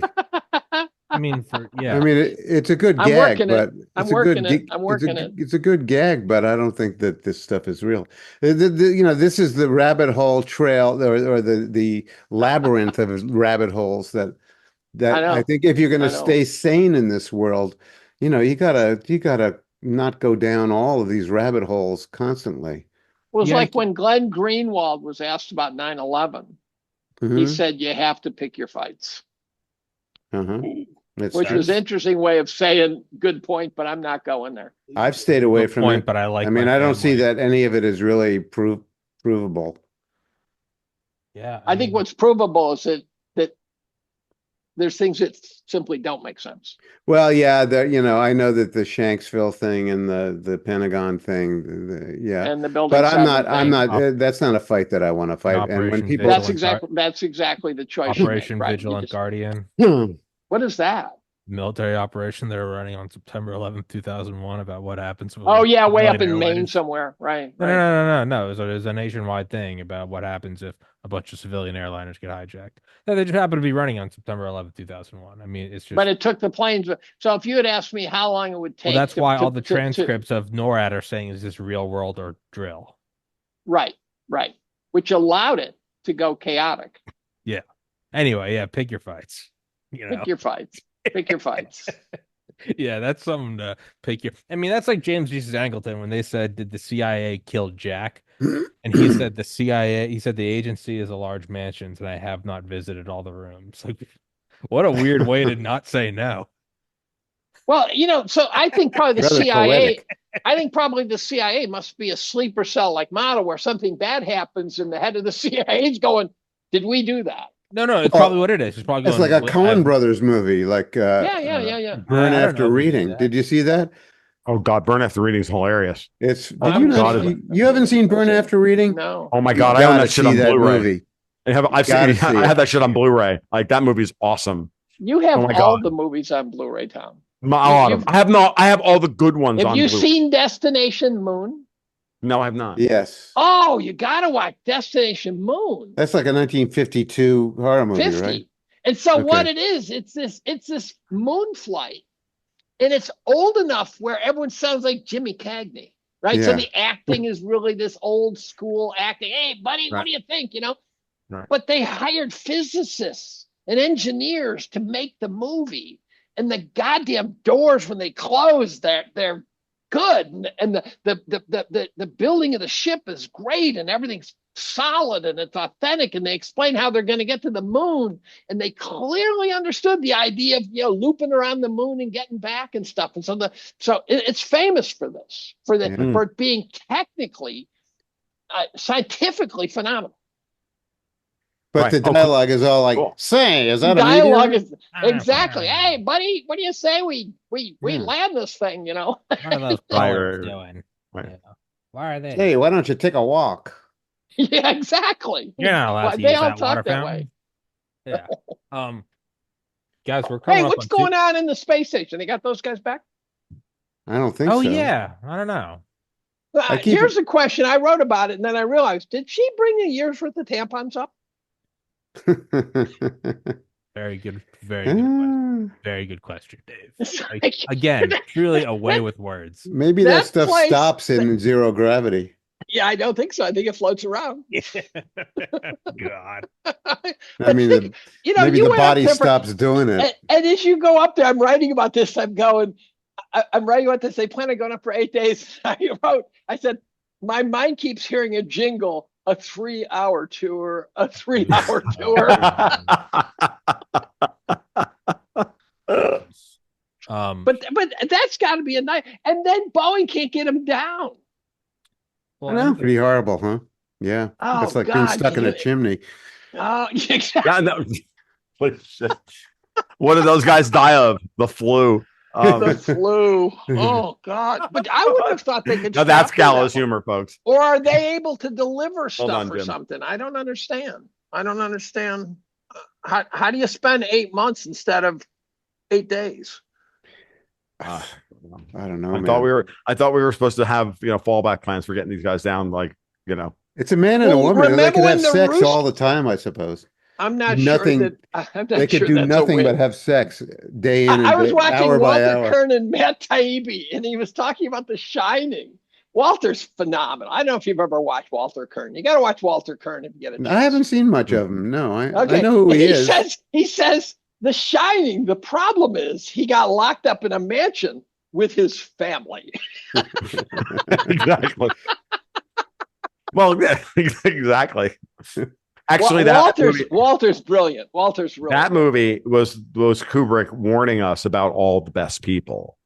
That's what that movie is about. What do you mean? Elaborate. Okay. Well, okay. Go back and watch The Shining tonight, folks. I don't have time to watch The Shining. I couldn't Tell me stand the that answer. movie. No, I couldn't stand seriously. the book and couldn't stand the movie. I Oh can't no, stand Stephen King. but I love Stanley Kubrick. You know why Stephen King sucks? I can tell you why he sucks. Yeah, he's a bad writer. Well, but even worse, he starts out and he doesn't know he's going to end it, and it shows. His endings suck. Yeah. So when you watch Kubrick's reinterpretation of The Shining, it's very obvious that you have a bad man, Jack Nicholson, who has beaten his child, who is an alcoholic, and then this is life, or this is the guy. This is Jack Torrance in Kubrick's version of The Shining. Okay. You have that's all. It's all the child abuse is really implied, but he gets seduced. The whole opening sequence where they're being shown the hotel. The hotel manager is explaining to him, all the best people have ever stayed here. Like, we've had presidents and vice presidents and this person and that person and everything else. Well, who are all the fucking ghosts? Oh, interesting. Okay. And they tempt him with sex, with alcohol, with all of those things, all the things that he doesn't have because he's a flawed loser with a shitty family. And there's a reason. I hate to say this, no offense to Shelley Duvall, but this is why you were cast. Okay. Like, Kubrick's plan was exactly that. Here you go, guys. This is what you're, this is the guy who can be easily subsumed, who has no power, who has these pretensions of being a writer, but he's never written anything. It's all bullshit. Right. And when it's revealed and he has nothing and he has literally nothing in his soul, he's tempted by the ghosts. The ghost of who? All the best people. That phrase is used over and over and over again. And then you see it played out again when you really stop to go through and you see, okay, now let's look at all of Kubrick's movies. Lolita, Dr. Strangelove, 2001, Barry Lyndon, A Clockwork Orange, The Shining, Eyes Wide Shut. It's the same thing over and over and over again. Kubrick was warning us about these fucking people. Eyes Wide Shut, especially. Yeah, well, that's why. And what happened with Eyes Wide Shut? He shows the uncut version. Now, Kubrick had a deal with Warner Brothers. Great documentary out there put out by his longtime producer, Jan, can't remember his last name, explaining that after Dr. Strangelove, Kubrick had an ironclad contract with Warner Brothers. He could make whatever fucking movie he wanted. They couldn't go on his set. He could do whatever he wanted. All he had to do was he showed up with Final Cut and also the marketing plan and everything else, and then he put the movie out. Okay? And it was either after Dr. Strangelove or after 2001. He had carte blanche to make whatever he wanted. So he shows up with Eyes Wide Shut, shows it to the brass at Warner Brothers in the major theater in New York. And 4 days later, he dies of a heart attack. You know where they filmed that? And then the movie comes out, cut. What do you have any idea what they cut out of it? Because I certainly saw it. Like and what they left in was bad enough, right? Yeah. Mm-hmm. And what they cut out, I have no idea. No one's ever seen it. You know where they filmed it? There's a trick question here. One of these rhetorical questions. They filmed it in a castle in Europe that was supposedly the site of pedophilia networking. A Rothschild-owned castle. But the Shining was the dry run in that respect for Eyes Wide Shut.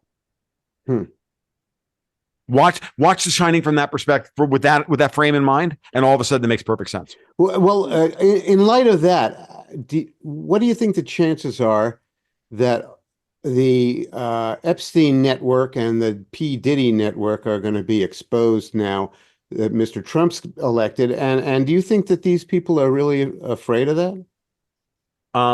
What I'll say is this: if I'm Don Trump-Leone, I have a stack of manila folders this tall. Those are assets. And I'm going to use those assets to the best of my ability. The same way that I'm willing to use the Federal Reserve as an asset to take out these fucking pedophilic sons of bitches over in Europe. I'm ruthless. I want these people. I don't care what asset I have to use to get what I want done. He obviously wasn't ruthless enough the first time around. But he was. That's a whole different world, though. He had enemies everywhere. He was trying to get reelected nonstop.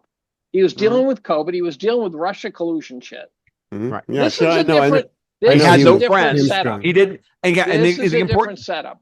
Remember, it's like everything else. When he entered, the immune system of the bureaucratic state kicked in to push out the outsider. Right. The cancer said, no, you're not going to do chemotherapy. Yeah. Right. And it was easy because he was a man alone. Now he's not. Now it's a different story. It's no different than before Putin goes into Syria and everybody's cowed by NATO pushing and overthrowing governments and everything else. And then Putin goes into Syria and blows up the whole ISIS. We can't defeat ISIS for 10 years bullshit in 3 weeks.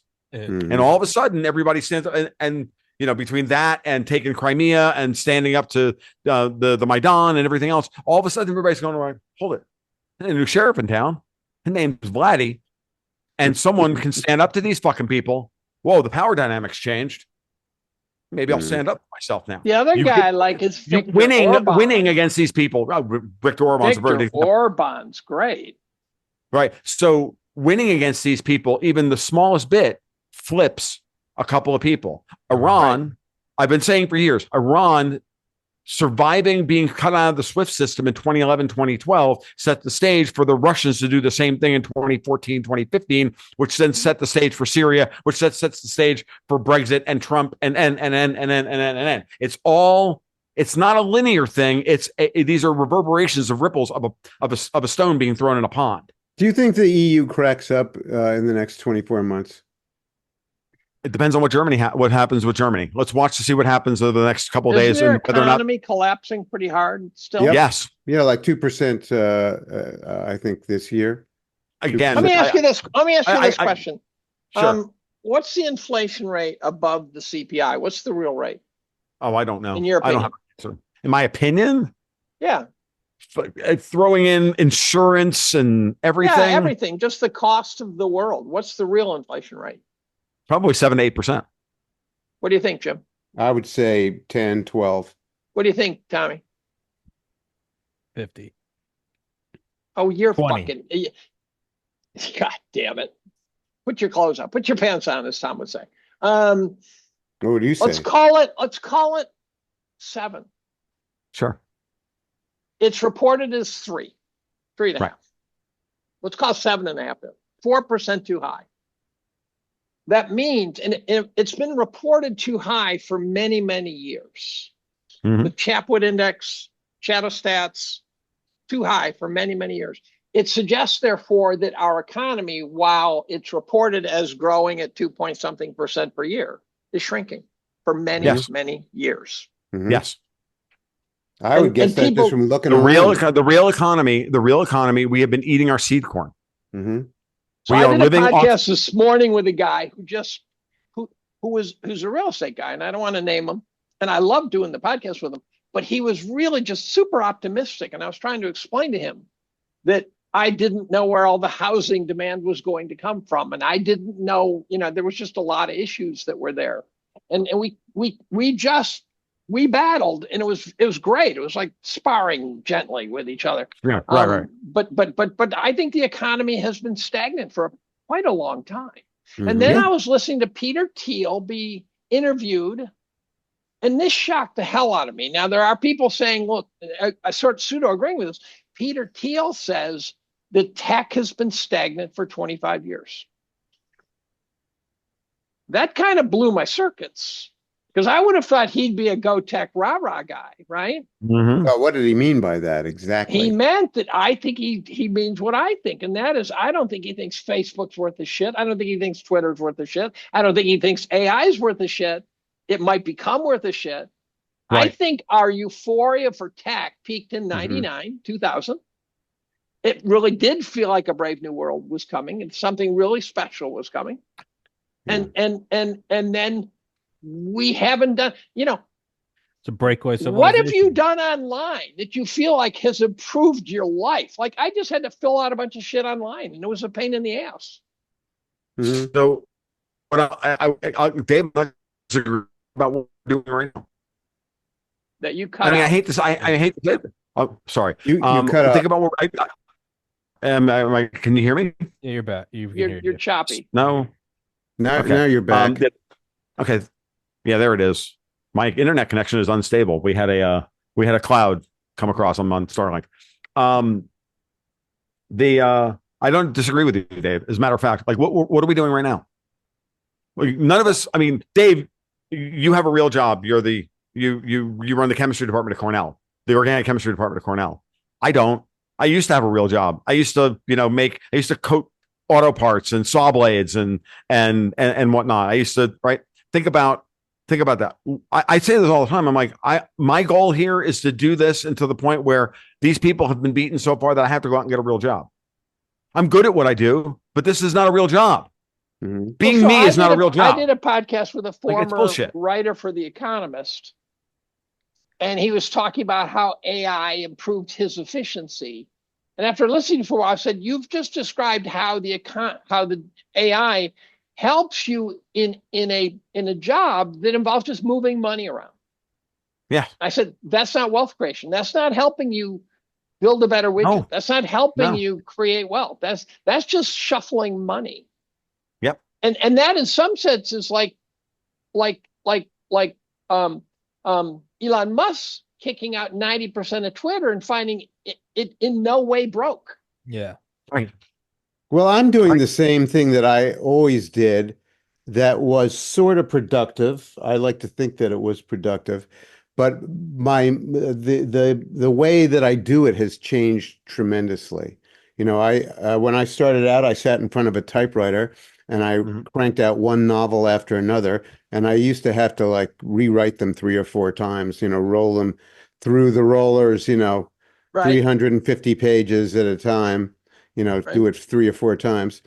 And I got book advances and my books were published and people bought them in bookstores and that whole thing really changed completely around the year Yeah, 2000. but now look at the fact that now let's ignore the writing part, the book writing part, and just looking Hmm. at the podcasting and the Substack part. Hmm. There are millions of people competing in your space now. So in some Right. sense, society has all these jobs that need to be done, and we say we need some writers, we need some house Yeah, of painters, we need course. various people to do various things. But the world that you were in logically is now being. You ask college kids and shit, what do you want to be when you get older? They say, I want to be an influencer. Yeah. And you go, what the fuck is that? Yeah. Well, I'm still doing the same thing and I'm writing, 2 essays a week for publication on the web. Um, I'm making at least as much money as I made when I was writing books, which Mm. isn't saying a lot, but I'm paying the light bill and I'm not, besides a mortgage, I'm not in debt. And the debt on my house is actually pretty low. But we had And and writers I'm in doing the same 19. thing. Basically, what I'm Right. writing another book when I'm not doing this, and when I'm not writing a blog, I'm writing a book. So my life hasn't changed that much. But what I do find is that there's a lot of blowback from technology. including the technology that allows me to function as a writer. And probably a lot of it just has to do with having to stare at a screen all day. And but is tech I got up at just 4 o'clock in the morning, and I'm a little bit burnt out. It's about time I think to wrap this up. But what I'm saying is, Dave and Jim, I was not saying that, Jim, as an indictment. I was trying to be very careful about how I don't put this. feel that I was indicted. Yeah. I'm just Okay, saying that my life hasn't changed that much. I still consider what I'm doing a real job. Now, whether it's productive, I think it's sort of productive for me to produce writing. Oh no, I agree. And I think, don't get me wrong. I wasn't indicting either. What I'm saying is that there's a certain. I mean, I feel the same way, but at the same time, like what we're doing, or at least what I do, which is different than what you do, Jim. You've written novels and stuff to entertain people. What I'm doing is this kind of synthetic analysis of what's going on in this fucking world, which is which is unnecessary with those people who are going to fuck away. Well, the universe didn't ask for it. Right. I'm saying that's what I'm saying is that at the end of the day, there's a need now for what I do because of the world that they've created, but that world that they've created is a false world. So I'm sitting here literally just telling people, look, the Matrix doesn't fucking function the way you think it does. I know, and I know you need, and thank you for paying me for it. I appreciate it. I really do. But at the end of the day, wouldn't it be better if I could take all of this and go do something fucking really brilliant with it? Like solve the freaking another version of the nickel boron that I solved 15 years ago is what I'm. But I'll give you guys credit for synthesizing ideas that are important for people to digest. What is not needed are millions of Substacks and millions of TikTokers. This supposedly making money. This goes to what that isn't right. This goes to what Peter calls the overproduction of elites, and the overproduction. Yes. Have you familiar with Turchin? You know Turchin? No. Okay. I know of Turchin, but I don't know Turchin. The overproduction of elites, it simply means, we're churning out too many people in colleges trained for things the jobs that they'll never have. We could cut colleges in half. But that just comes to Tom's point about the contraction, that and maybe it was your point too, David, that what has been underway for quite a while is a comprehensive long-term contraction that is being masked by, various sorts of fuckery and fiddling. And in the meantime, we're eating our seed corn and things are dissolving around us. It's also expressed in the way that, in the phrase, nothing works anymore, which we see in things like medicine and bureaucracy. Completely. Zoom doctor calls, right? Is a Zoom doctor call increased efficiency? I don't think so. Yeah. I think people are getting more every cancer day because they're not getting diagnosed. Yeah. Goes right back to an old Leo Kottke song called "Nothing Works," Jim. The minute you said it, I'm like, oh my god! And you listen to that song, and it's this brilliant like spew of all this inanity, and that's like it doesn't. Which none of it makes any sense whatsoever. The language, nothing works to the point where the language doesn't even make sense, which is Leo's point. But the other thing we did is during COVID, we knocked out 3 million small businesses. Yeah. They were the connective tissue. So now what we have are all these corporations without the connective tissue. We're being tyrannized by giantism that is very fragile and is probably going to be tanking and leave us with nothing. But all these niches will be there to be filled afterwards. Yes. They're there now, actually. I think I like the word for them. I like the word brittle, Jim. Yeah. It's to really grab the fragility of it all. Brittle is a great word because it looks like it's solid and it doesn't take anything for it to really. Great example. Yeah. My wife somehow ordered 5 of something she didn't want. She tried to send it back to Amazon. They send her a mailing label. She goes to UPS. They can't scan it. They send a different mailing label. Goes to UPS. They can't scan it. They say, forget it. Keep them. Don't send them back. Swallow it, right? Yep. That is just because you can make something tech doesn't mean you always should. Mm-hmm. Yes. And for example, I agreed to be advisor of a club.